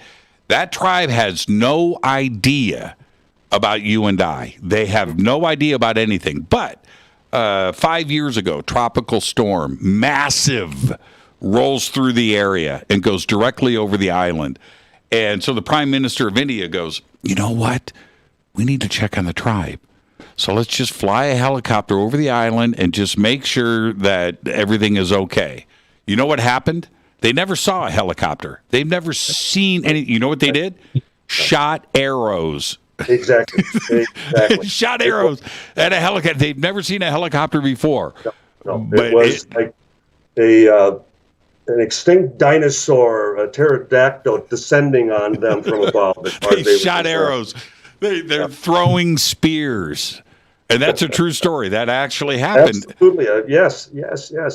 So there again, we go from the most primitive of, as far as species here on planet Earth, to those who would like to think like the late Carl Sagan, who would often comment that, well, certainly if there was an intelligence visiting planet Earth, they would come and see me first, as though, he was the emissary, that he was, representing, all of us here on this blue sphere. And that's the type of thing that they would probably sit back and they would go, my, there's a level of arrogance on that planet that let's hope it's not contagious. Who would best represent us? We were talking about that the other night on the show. I kind of threw Richard Dolan's hat in the ring in jest, but he would be pretty good. But who would best represent us? I mean, what do we do? Do we go with a religious leader? Do we go with an everyman and every woman? Do we draw names? Is there a lottery? Do we go with a politician? Who would best represent us? And then we'd have to ask, why do they, in quotes, select the people they do? Is it happenstance? Are these people that they've been monitoring, observing for possibly years, even generations? And as a result, maybe they know something well beyond, as far as those who we would just automatically select just because maybe they're the richest people in the world. Or as you mentioned, like the Pope, for example, or why don't we have a collective meeting at the UN and where, they can send their own ambassador in and they can, announce their presence and their intentions, on the floor of the General Assembly. It's interesting. I like to see, someone actually write a work of fiction as to how something like that might even happen, how it might transpire, because I think it's uncharted. It's something that we contemplate, but it's a good question. Who would represent us? Who would we trust to, represent our best interests? In an honest way. In an honest way. And it's like, yeah, let me take you aside, Jimmy, here. Yeah, we're really here to conquer, this planet, but we'll let you live if you run, you blindside, you run interference for us, Jimmy. You're going to have the Hawaiian Islands. They're all yours, but you got to side with us, that type of thing. Yeah. How would you trust? How would you trust them? And how would you trust one of our own? I would sell you out in a second. I would just say, take down Schmidt. Yeah, take me. Yeah, I know. Take down Schmidt. But one of the things, got a couple minutes before the break, that I have heard over and over again from contactees and abductees, from Whitley Street, Debbie Cobble, for instance, and she's just absolutely amazing. But where they are left with the why me? Why me? Why am I put through this? My family, everything around me has to come along for this ride. Why me? And then as you have Linda Moulton Howe on in a couple of nights, and as she has suggested that we may be perceived as nothing more than vessels, that we are used for supplementing their own soul. Yeah. And containers. Result, again, we're being harvested. And again, there is also science fiction that would suggest that you look at the history of man, humankind, and whether it be art, music, architecture, what we've accomplished just here in America in just a couple hundred years, and that it would be such a total waste to even a galactic neighborhood to treat us any less than, well, maybe we're in first grade. Maybe we still have a long ways to go, but we show a lot of promise. We show a lot of potential. And I think when you examine what we can do when we do set our minds to it, I'd like to believe that very often we've demonstrated that collectively we can solve most any problem. We just have to, get off of, the own ego trips that too many of us are on, and just get it done. And getting back to even what we need to do. We can debate and talk about what we need to do in the future, in the short run, through 2022 on this subject, till we're blue in the face, but it won't get it done. We have to do it.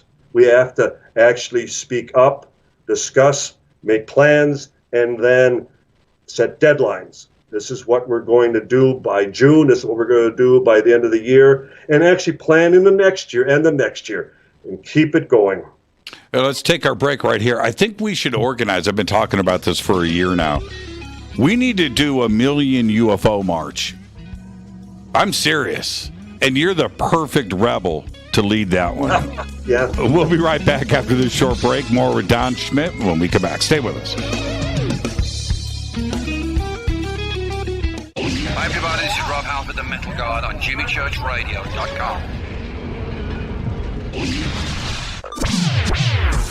Your 1 million gigawatt paranormal powerhouse, KUNX-DB, VX. Are you ready to read about true paranormal events? UNX Media publishes non-fiction books about UFOs, ghosts and haunted places, time anomalies, cryptid creatures, and more. Just like KUNX-DB Radio, it's all about unexplained phenomena. Visit www.unxmedia.com to see our list of great book titles by Debbie Ziegelmeyer, Gene Walker, Devin Listrom, Wayne Lawrence, Bill Spicer, and yours truly, Margie Kay. That's unxmedia.com. Why is it we're not very good with our health regimen until it's too late? We don't put oil in the car until the engine blows up. When the body's out of balance, your health is not so good. Give your body some love. Log on to getthet.com. That's getthet.com. Try our Life Change Tea, which cleanses you from harmful intruders. A clean colon is one of the ways to bring the body in balance. We also carry organic supplements to help you get where you need to go. So do your body a favor. Log on to getthet.com. That's getthet.com. You can even visit our sales page to save some dough. Does anybody call money dough anymore? Anyway, if you're looking for short, helpful health tips, go to YouTube and punch in Health Matters Now. That's Health Matters Now. So, log on to getthet.com, shop, get balanced, then learn some cool tips at Health Matters Now. You'll be glad you did. That's getthet.com. This is Jimmy Church of Fade to Black, and I only drink Fade to Black blend coffee from Rivermoon. Just click on the Rivermoon Coffee banner at jimmychurchradio.com. Promo code F2B Blend. This is the only way forward. This is Fade to Black. Make contact. When you're in the house for longer periods of time, you can see them flying or running across the floor. Ooh, yuck. They're unhealthy, gross, and disgusting. Bugs. I loathe bugs. We keep a clean home, but occasionally bugs show up. Well, I found something that is tougher than bugs. Orange Guard. On contact, it kills hidden bugs, including ants, roaches, and fleas. Plus, Orange Guard is a residual repellent. All of the ingredients of Orange Guard are on the FDA generally recognized as safe list. Orange Guard may be used around food, humans, and pets. It comes with a 30-day money-back guarantee. Orange Guard. Available at orangeguard.com, Whole Foods, and Ace Hardware. Gold loves chaos, uncertainty, and disarray. History shows us what gold does when people aren't sure about the government, the stock market, their jobs, or their retirement savings. Our national debt is skyrocketing. Gold and other precious metals are a defense measure against inflation and a stock market that might take years to recover. So what can you do right now to protect yourself? Call United Gold Group. We offer gold and other precious metals delivered securely within 72 hours. Are you worried about the stock market? We can also help you set up a real gold or silver IRA or a 401k. Safe and secure. United Gold Group makes gold ownership affordable. Call now and get up to $2,500 in free gold or silver with a qualified IRA. Call 800-753-8534. That's 800-753-8534 or visit UnitedGoldGroup.com.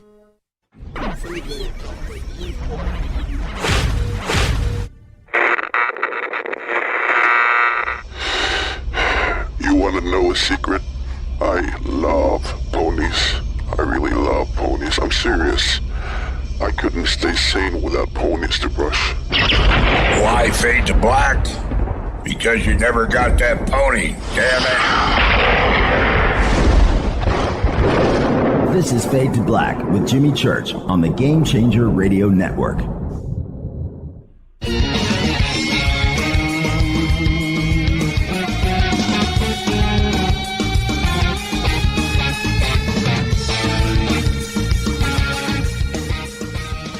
Welcome back. Fade to Black. I am your host, Jimmy Church. Tonight, Don Schmitt is with us. We're talking about 2022.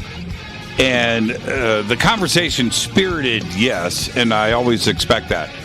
But Don, you brought up a really good point, and that is congressional hearings. And I understand, I understand the importance of professional military witnesses, and not only the pilots, but the radar operators and the other crew members that were involved with this, and potentially. And I get that; it's a professional witness. But how do we select and get the civilian testimony up in front of Congress? I mean, I've had a sighting with multiple witnesses. I think that Congress needs to hear about the beer can UFO that we saw and disappeared in the sky. Our good friend Steve Murillo was sitting next to me along with 30 other people, and we all saw this together. We need the others to get up in front of Congress too as well. How do we select that? I think it's very important. Exactly, I would agree. And I think it'd be as simple as just going back through the unclassified Blue Book files, and especially those where those witnesses are still with us. They may be in their 70s and 80s, but nonetheless, they still were involved in some very profound, events, that they would have one final opportunity to go on the record, to tell their story beyond just the restrictions and the restraints of being in the service at that time. And so I think there would be just an unending pool of material, information. I think it's our good friend Steve Bassett in determining who would testify at the citizens' hearings in Washington in 2013, that he still had to restrict and limit, based on the amount of days that were available. So if Congress were to set up, hearings, I'm sure they would dictate precisely the amount of time that they feel would be necessary. But I think at that point we should demonstrate that this is just the tip of the iceberg. You can have hearings for a full week. We can give you witnesses for a full year. It's just a matter of just how much is it going to take to finally convince you that the phenomenon is real, that we haven't been working on this for all these years because we're just hobbyists. We're just enthusiasts. Don't you like it, Jimmy, that now we're no longer UFO buffs? We're now enthusiasts. Yeah, we're enthusiasts. We're enthusiasts. So, what about we have Japan Airlines. Wasn't in Blue Book. Japan Airlines. We have Rendlesham. John Burroughs is right there. Jim Pennison's right there. Colonel Holt is right there. Again, it falls back in the military side of things, but it certainly predates 2004. We have Phoenix Lights. We have one of the cases that I feel is especially relevant is the O'Hare. Yes. And the fact that United Airlines placed a gag order on all of their personnel at that time. So one of the things that we're going after right now, and we're working with United pilots. Now many of these personnel, these pilots are retired.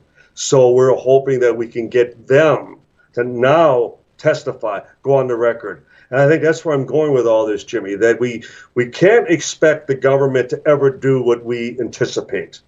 I think that's our problem, that we always expect them to do the right thing, and they seldom do. They do what's best for themselves. And it's mainly they're in campaign mode, getting reelected. What do you think? Do you think I have to jump in and interrupt Don Schmitt? I apologize. No. Do you think that it will? I don't do politics on the show. I will do the conspiracy of politics, though. Mm-hmm. Do you think that the UAP letters will be a campaign issue in 2022? Yes, and for the first time, without fear of reprisal or ridicule. We remember more recently when Dennis Kucinich merely just brought the fact that he had a sighting and killed his campaign practically overnight. And it wasn't the public, it was the media. Yeah. And I think that's why the mainstream media has to make an effort beyond even the government, in that if there's any profession that could hold them to the fire, it's the Tucker Carlsons. It's the Jake Tappers at CNN. It's as far as CBS, NBC, and so on. And the thing is, we see that they're still just sticking a toe in the water. They want to see where this is going to go. But I'd like to... Actually, I'm confident that once they see it take off, and if they don't get the answers that they expect from officialdom, then who are they going to go to? That's when we have to be ready. We have to be prepared. We have to have material that we can brief them on and steer them. Just as the Egyptians may have been getting a helping hand 5,000 years ago, we need to be at the ready today, because we can't expect the media to do this overnight. We know this, Jimmy. I mean, you do this show 5 nights a week. Mm-hmm. It's as complicated and all-encompassing as any, and more than most, if not all, because it is that complicated. Because we're chasing phantoms. We're chasing the unknown to the point that it's not like we expect to find them in some warehouse someplace. No, they're out there. Well, granted, Roswell could make it easy, but then you'd have to determine where everything is, store it away today. Okay, fine. But the point being, the phenomenon still remains so elusive that it's just a fleeting, glimpse of what we believe is really out there. And we don't know. We don't have those answers. So we can't expect the media to just take charge and march in to the Oval Office and say, we're here to get the full story. There is no full story. We're going to get this in trickles. We're going to, this is going to occasionally leak out. But one of the other areas that I think we need to prepare for is that, what if they don't have congressional hearings? Well, we need to put together a legal team. We need to put together lawyers who are willing to represent whistleblowers, provide them with counsel, provide them with protection. As Attorney Danny Sheehan did it for the late Dr. John Mack at Harvard, that we need to put a team together. We need to bring lawyers in that would work pro bono, and just, if you have a UFO encounter that you would risk, loss of your pension and benefits, then let's sit down and let's see what muscle we could apply as far as in a courtroom to pry information loose. So this is the big game. We always say we're playing hardball with the big boys. Well, the big boys have gotten onto the field. And are we ready? I mean, I would ask every one of my colleagues, this is no longer just reading fairy tales, stories late at night. This is what we've all been hoping would happen someday. And now, are we ready? It seems like we're right on the edge. And I speak about this every night on the air, and thank you for pointing that out. Because I've seen the ebb and flow, too, in the years that I've been in broadcast.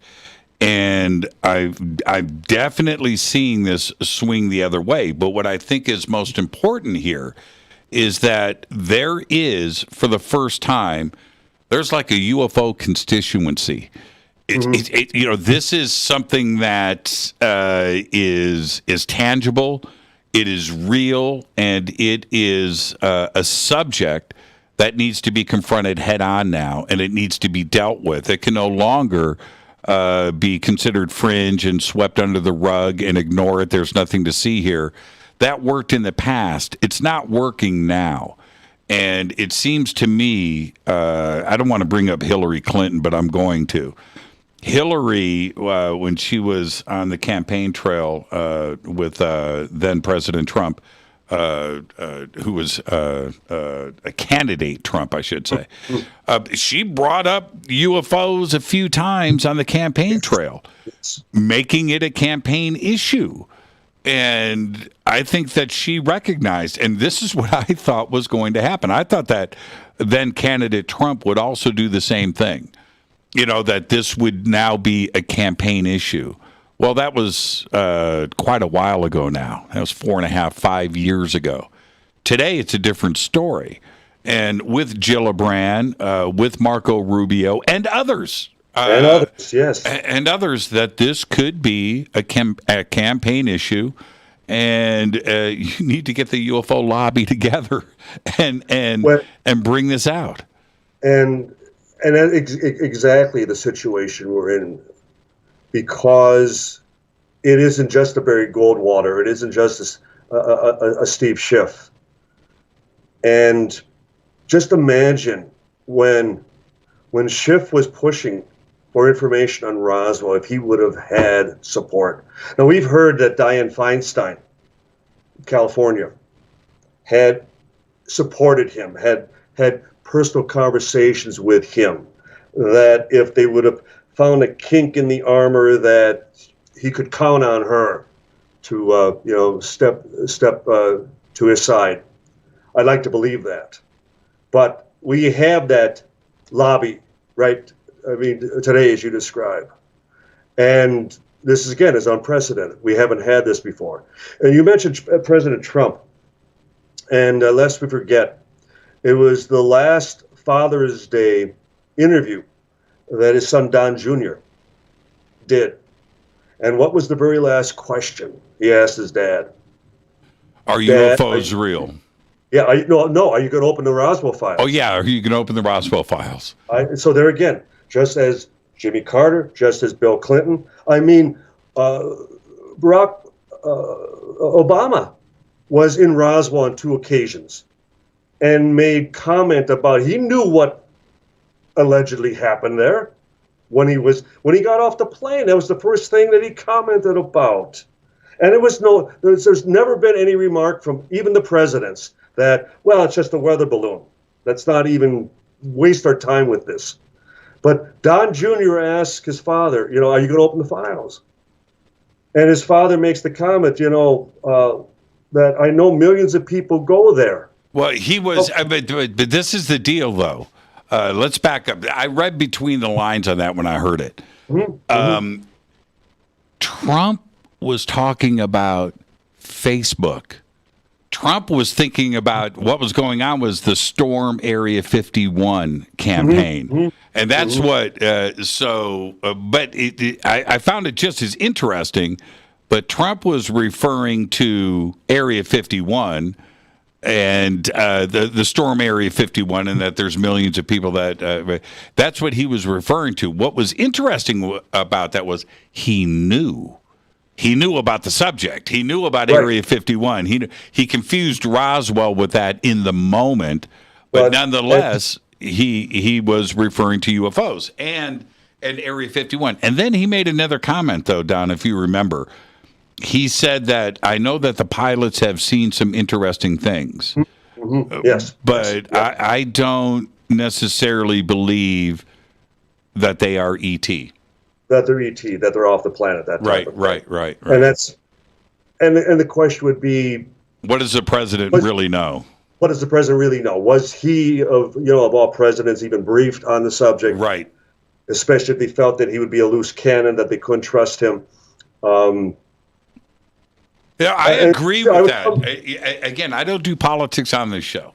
I don't. I always have to have my disclaimer there. But I'll say this. I felt in my bones that if that information was given to Trump, he would have tweeted it out.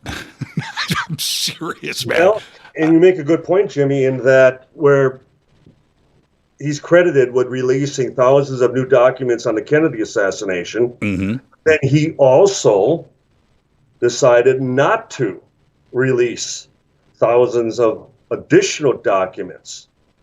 So he made that call. So yeah, no, it's tough. It's a tough thing. It's tough because it still comes down to who's pulling the strings. Well, if you're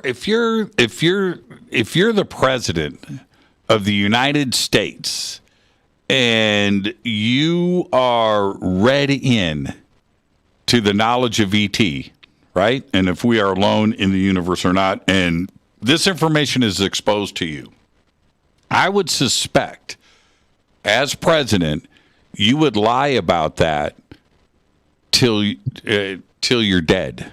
Mm-hmm.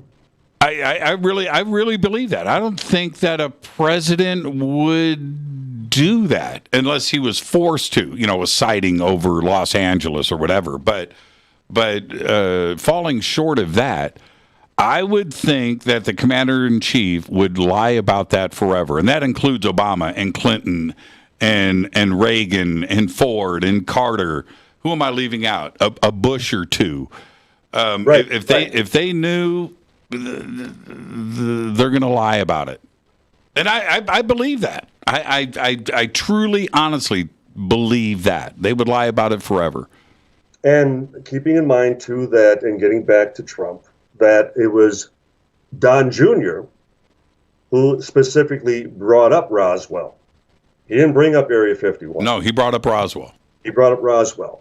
And so one of the things that we're looking at right now is, do we need to, and I've talked to even the mayor of Roswell, Mayor Kintai, about, well, why don't we send a personal letter to Don Jr. and just see where it will go. If we could get the former president to come to Roswell, so in other words, let's, again, keep upping the ante, politics aside, because as we've just been discussing, we've been naming Republicans and Democrats, and it's across the board, that there's this mutual interest that something is going on, that there's something more there. And whether the last time that Bill Clinton was on the Jimmy Kimmel Show, and they talked about this again, and when Ben Hansen, with his FBI expertise, and did the body language, yes, analysis, and how Clinton was very jovial and very social until the subject of UFOs and Roswell came up. And all at once, he's clenching his jaw and he's digging his fingers into the armrest, and he's clearly very agitated. And the way Ben concluded, it's either a case of he knows the truth, but he wouldn't dare disclose it to the public, or I had 8 years in the Oval Office and I blew it. The only chance I had to actually get to the truth, and I blew it. I didn't do it. And so the point being, there's a there. The presidents, the others within the Washington establishment are demonstrating. The late, Senator Harry Reid now, I'd like to believe that he had some closure. I would love to believe that he was taken aside months ago and given as far as some final word as to what at least we knew. Unlike what Dr. J. Allen Hynek had after he was at the Moffitt Clinic in San Francisco and they removed the brain tumor. And this was at 6 months before he died, and when he was in the recovery room and he was tossing and turning and he kept saying over and over again, why can't they tell me? Why can't they tell me even now? And you had talked about Jess Marcel Jr., the head of intelligence at Roswell, and that he was a very bitter man, and that he was the patsy, he was the fall guy, and that they never let him die as far as with any peace as to, it happened, Jess, you know it happened, but you understand why we couldn't announce it, we couldn't tell the world, that type of thing. So it's a secret that most have taken with them, but I'd like to believe that at times people have earned the right to know. And once again, ladies and gentlemen, we may never be at this precipice again. We may never be so close as to now we're in this tug of war. And we need to start pulling for all it's worth because we won't have another opportunity. Do you think it's that, we just have a couple of minutes left, and thank you, what a great conversation, that we know that presidents come and go, but so do the directors of the CIA or the NRO or the NSA, and right. This is a constant change at the director level. That's what happens every 4 years, maybe even every 2 years, sometimes every 6 months. Mm-hmm. There's a lot of living directors right now of the CIA. I had no idea there was that many. Absolutely. But there's a couple of dozen. So revolving door. Yeah, it's a revolving door. But the career people in those agencies are there for life. Those are the ones that are sitting on the knowledge. Right? And it doesn't necessarily get to the director level, does it? That's absolutely correct, Jimmy. And that's one of the reasons when people cite that George H. Bush Sr., he was head of the CIA, so he had access. He knew. Well, he was an interim director. It was only for 6 months. Right.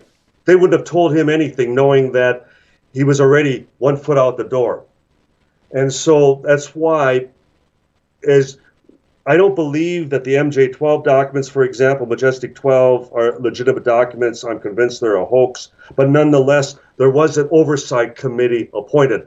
The late General Arthur Exon told us it was called the Unholy 13, for example, that President Truman back in 47, you have debris, you have remains, you have a survivor. Now this is going to supersede, my presidency.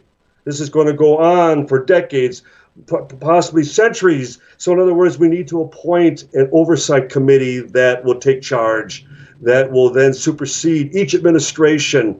And as a result, they're the ones who brief the president. They're the ones who take as far as others officials aside and say, we're not ready. And that's where, if they're still pulling the strings, are they even involved in this situation? Are they going to applaud and then spearhead the release of information? Are they going to again divert, distract? Are they going to muddy the waters? And 5 years from now, we're going to be no closer to the truth than we are now. Wouldn't that be just the ultimate disaster? Yeah. Well, do you think that with everything that you know, the election's over, new president goes in, sits down in the Oval Office, and adjusting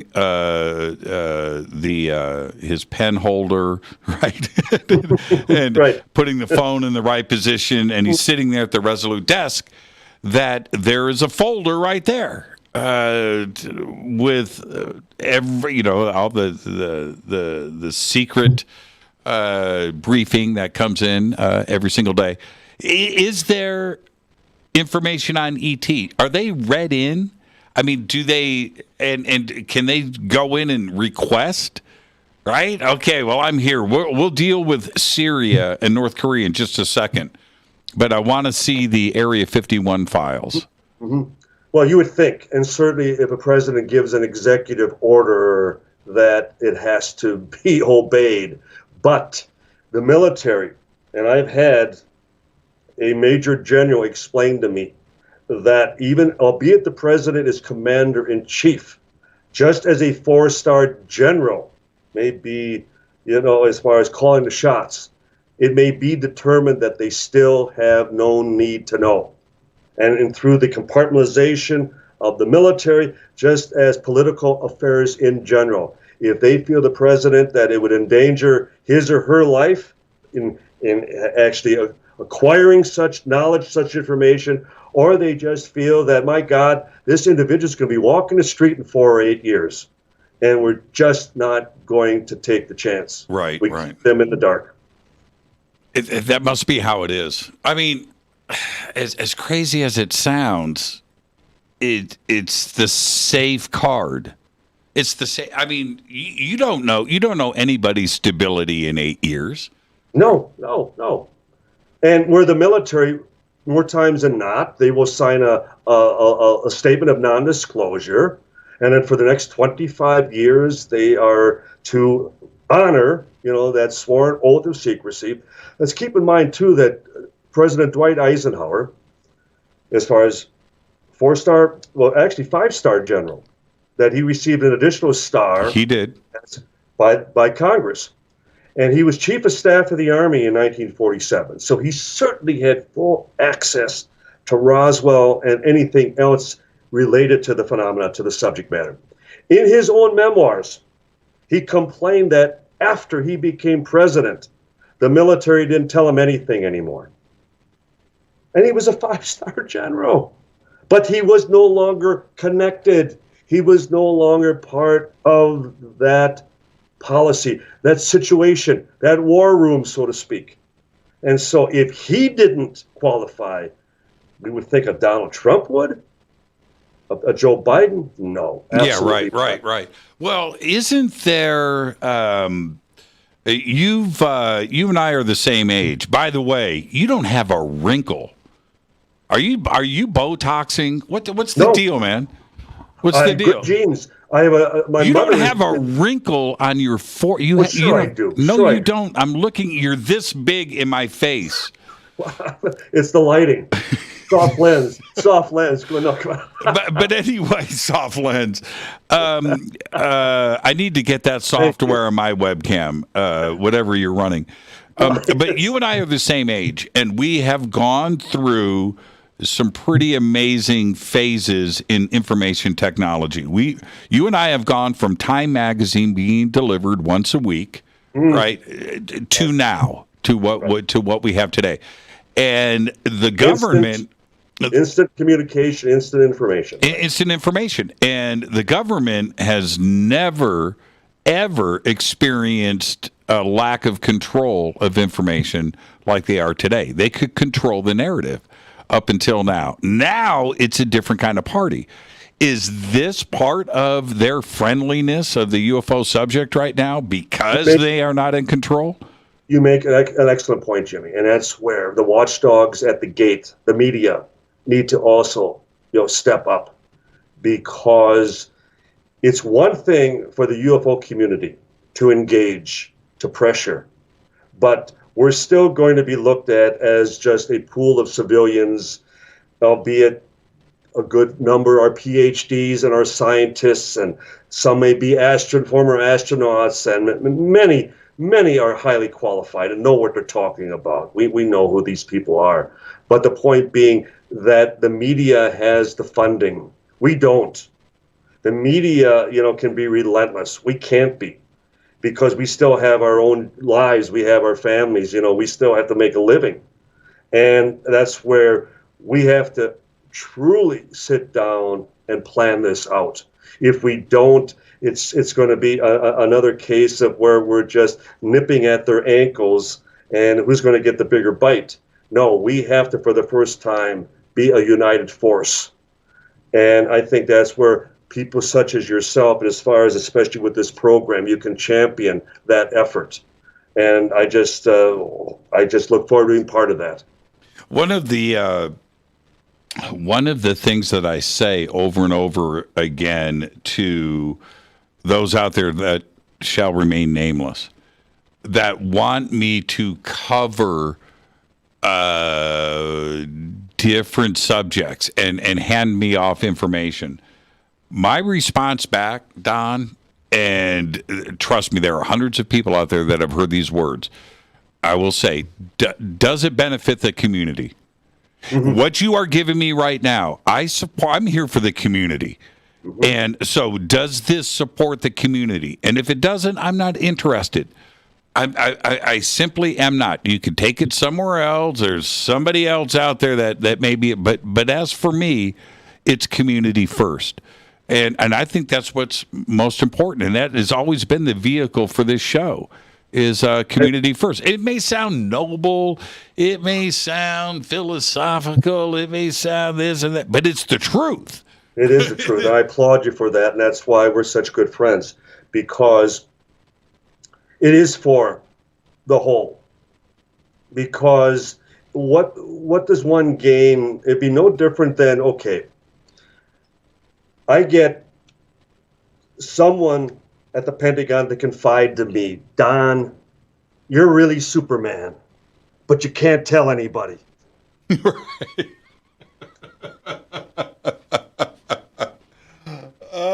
Oh, man. Okay, but you know. Yes. Okay, fine. I can live out the rest of my life and not help a single individual, but I'm Superman.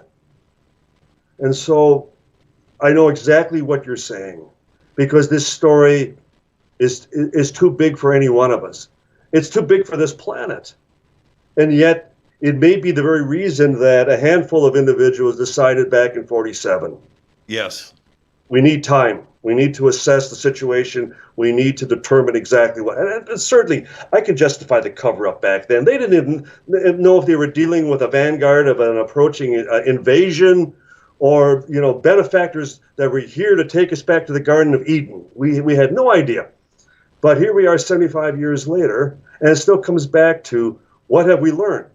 Now, the novice, the general layperson, really knows nothing about the subject. What they've read, what they've seen on television, in the movies, that type of thing. They may think, ETs are cuddly little, stuffed dolls like in the movie, that type of thing. But in reality, those of us who have lived it, who've studied it, who have, talked to all the people who have actually had encounters, we know that it could potentially be the most frightening, endeavor that this Earth has ever, experienced.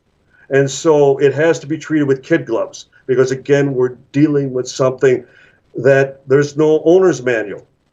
Like the Army back at the time of Roswell, there was nothing in the field manual, crashed UFO, this is how we're going to deal with it. They had to go through the motions, but they had to make it up as they went along, and they had to still hope that they would get it right. And they did, in the sense that they managed to get the press off their backs. They managed to cover it up for the next 30 years. They got away with that.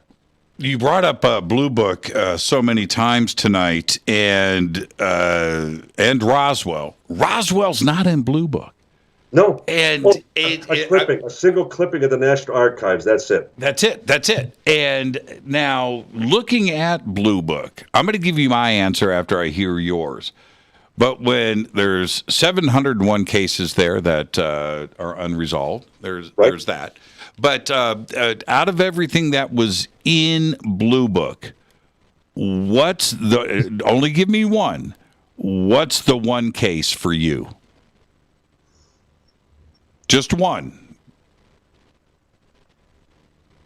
Oh, it's difficult because I would suggest. I love the Dexter Ann Arbor, but I would say the Socorro, New Mexico. Yeah, that's my choice too. I'm going Socorro. An actual landing, the fact that as the last director of Project Blue Book, Hector Quintanilla, I mean, even in his own writing, that they went out of their way. And Quintanilla, as Hynek called him, was a nasty officer. He would call up a police chief after, his police officers would have a high-speed chase, like the Ohio, as far as 1966 police chase that is actually dramatized in the Close Encounters movie at one point. And the first question out of his mouth was, tell me about the hallucination your men just had. So that's how Quintanilla was, but yet he could not explain away Socorro. Hynek, he felt that he needed to prove that this was a hoax, that this was something conventional. He did everything he could. He did everything he could. He went to NASA. He went to the research facilities, the lunar lander angle, the university that was there, the kids doing the hoax. He did everything that he could to just get his answers, and he came up with nothing. And then, true to his scientific nature, and the late Ted Phillips confided to me before he died that after Blue Book folded in the end of '69, that the first place that Hynek wanted to go and re-examine and reinvestigate was Socorro. And what most people aren't aware of is the fact that the very next night, 24 hours later, there was another experience, another sighting, another landing in La Madera, about 100 miles to the northeast of Socorro. And Phillips told me that Hynek was convinced it was the exact same craft. So they held with this nonsense that it was the lunar module, that they were experimenting with the LEM. And so again, well, how come nobody saw the crane lowering it down into the desert sand? Well, I think Zamora knows the difference between an egg. I know. And a lunar lander. And now, okay, I need to take a commercial break and say goodnight to you and all of that. I just don't want to say goodnight, and I'm being a little selfish right now. There is something interesting here that I don't think enough people are mentioning. But the description of Zamora's craft is the same or very similar to the Tic Tac. Tic Tac, yeah. Why aren't we connecting the dots on this and discussing this further? And the fact that shape is more common than even many of the rookie ufologists would know. That when you go back even through the 50s, there are many of the Tic Tac, many of the egg-shaped craft. In fact, even on the Air Force chart, that's one of the predominant, shapes described by eyewitnesses, whether military or civilian. So there's nothing unusual about that. And yet it takes the novice once again to get all excited about something that we're going, yeah, we've known all about this for the last 50 years. What's up for you now? What are you working on? Well, this year will be the 75th anniversary of Roswell. And we decided to make it a full year commemoration. We're going to, not just over the July festival weekend, we're going to do it up for the whole year. And we're coming off of even COVID withstanding the fact that last year at our museum in Roswell was our most highly attended year yet. So again, we're winning. The point being that no matter how often the government has tried to sweep Roswell / the UFO phenomenon under, the proverbial, Wright Patterson Area 51 junk pile, it keeps coming out from those underground vaults that they try to keep things hidden. And so we are doing a revised edition of our Witness to Roswell book, which was the #1 selling UFO book in the world for 2 straight years. So we've added new chapters, new witnesses, and so there'll be a special 75th edition of that. And we also have the new book that's out. I have to take a look at it because I've done so many. Touched by Roswell, Crash Encounters of the Rich and Famous.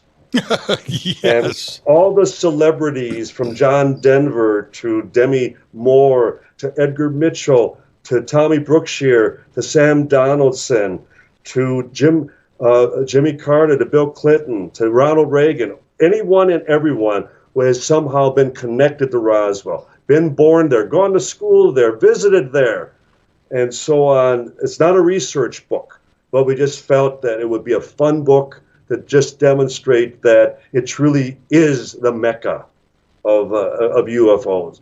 Well, I haven't been back to Roswell for 5 or 6 years. This is the 75th anniversary, so maybe you and I can have a conversation, and I'll come out and hang out with you guys I'd like this to year. make it happen, Jimmy. I truly would. Yeah, that it would be amazing. The wonderful, this is the thing. Before I say goodnight, after I got back from Roswell, that Friday I was on Coast, and I was hosting Coast Friday night.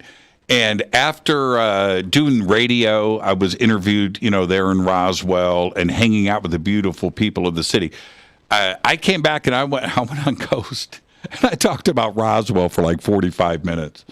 I couldn't stop. It was just an extraordinary experience. And so, 75th anniversary. It's intoxicating in the sense that all one need consider is, what if it's all true? What if it did all happen as can be documented? All those witnesses that we've been able to demonstrate and document were there, whether at the base or whether in town or either working or operating those ranches north of town. They were there and have talked to all of them. And their story was consistent. And so you can't help but especially peer up at the stars at night and just think, my God, what a perfect place. I mean, if any place, would have put out that beacon and said, here we are, we mean you no harm, and we hope you come in peace.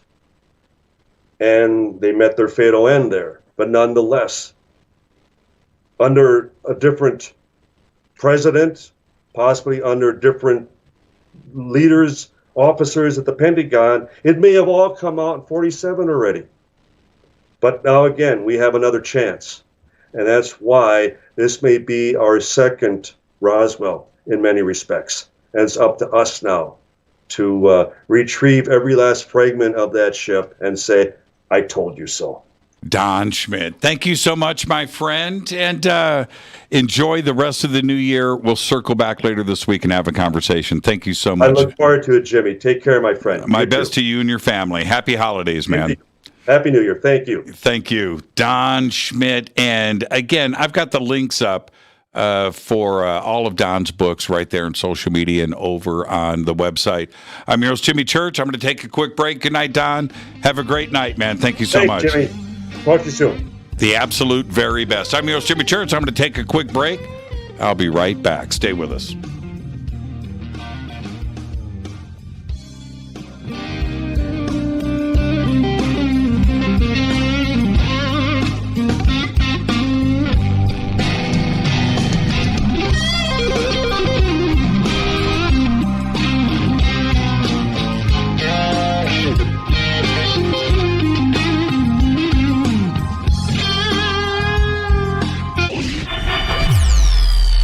Listening to Jimmy Church and Fade to Black on the X. Hey, what up, y'all? It's your girl Vivica Fox here, and you are listening to my boy, Jimmy Church, on JimmyChurchRadio.com. Despite popular opinion, reading a book will not make you smarter. But listening to Jimmy Church will. This is Jimmy Church, and I personally invite you to the 2022 Conscious Life Expo this February 4th through the 7th, live at the LAX Hilton in Los Angeles, California. This year, we have the most exciting speakers, including Linda Moulton Howe, Jacques Vallée, Whitley Strieber, Adam Apollo, Billy Carson, Daryl Anka and Bashar, William Henry, Caroline Corey, Susan Slaughter, Daniel Brinkley, Sarah Breskman-Cosme, George Norrie, Gail Thackeray, and many, many more. I will be hosting all weekend long, including the keynote Ancient Secrets panel on Friday night, 5 vendor and exhibit halls, 3 floors of speakers, panels, and celebration. This is the biggest event of the year, and early bird passes are available now. Just go to ConsciousLifeExpo.com for the schedule, speakers, and information. That's ConsciousLifeExpo.com. This is Jimmy Church of Fade to Black, and I take Life Change Tea supplements every single day. It's what I do. Click on their banner at JimmyChurchRadio.com. Are you ready to read about true paranormal events? Unix Media publishes nonfiction books about UFOs, ghosts and haunted places, time anomalies, cryptid creatures, and more. Just like KUNXDB Radio, it's all about unexplained phenomena. Visit www.unxmedia.com to see our list of great book titles by Debbie Ziegelmeyer, Gene Walker, Devin Listrom, Wayne Lawrence, Bill Spicer, and yours truly, Margie Kay. That's unxmedia.com. When you take the beans from Central America with dashes of Indonesian and African mixed in and then roast it to the dark side of Fade to Black, you create the ultimate brew of fringe. Introducing the Fade to Black blend from Rivermoon Coffee. Yes, Rivermoon's darkest customized roast was created for the love of Fade to Black. The alchemy of masterful roasting and smoking the beans is in every sip of this full-bodied, dark Java. I need my coffee dark, deep, with distinct bittersweet chocolate highlights, just like the bunker. Leaning further into the darkness of the roast is Fade to Black blend from Rivermoon Coffee. Just click on the banner at JimmyChurchRadio.com and use the promo code F2B Blend for 15% off of your order today. This is Billy Carson with ForbiddenKnowledge.tv. Forbidden Knowledge TV has just reached its 1-year anniversary. That's right, 1 year. And as a show of appreciation, we are giving all new subscribers a free 30-day trial of ForbiddenKnowledge.tv. That's 30 days to binge watch thousands of movies, documentaries, conferences, workshops, lectures, yoga classes, meditation courses, and so much more. So log on to ForbiddenKnowledge.tv from your computer or mobile device, or get the Forbidden Knowledge TV app on Apple TV, Roku, Amazon, iTunes, or Google Play today, and use coupon code 30daysfree. That's coupon code 30 days free on ForbiddenKnowledge.tv today. Are you intrigued by Paranormal Talk Radio? You'll love the new Paranormal Radio app from TalkStream Live. You'll find a great selection of talk shows covering UFOs, ghosts, strange phenomena, and much more. Download the Paranormal Radio app now and start listening to the very best in paranormal talk entertainment, including the network you're listening to right now. The Paranormal Radio app, free in Google Play and the iOS App Store. Erica, Brittany, Gabby, and you're listening to JamieChurchRadio.com. It's not a lifestyle we chose. We were born this way. This is KJCR at JimmyChurchRadio.com.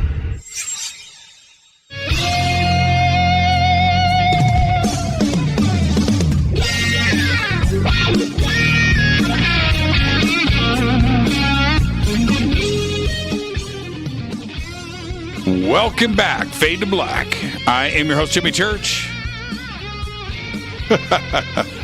Hold on, I gotta post. Trying to hold on. I gotta post this. Hold on. Trying to stir the pot in this chat is futile.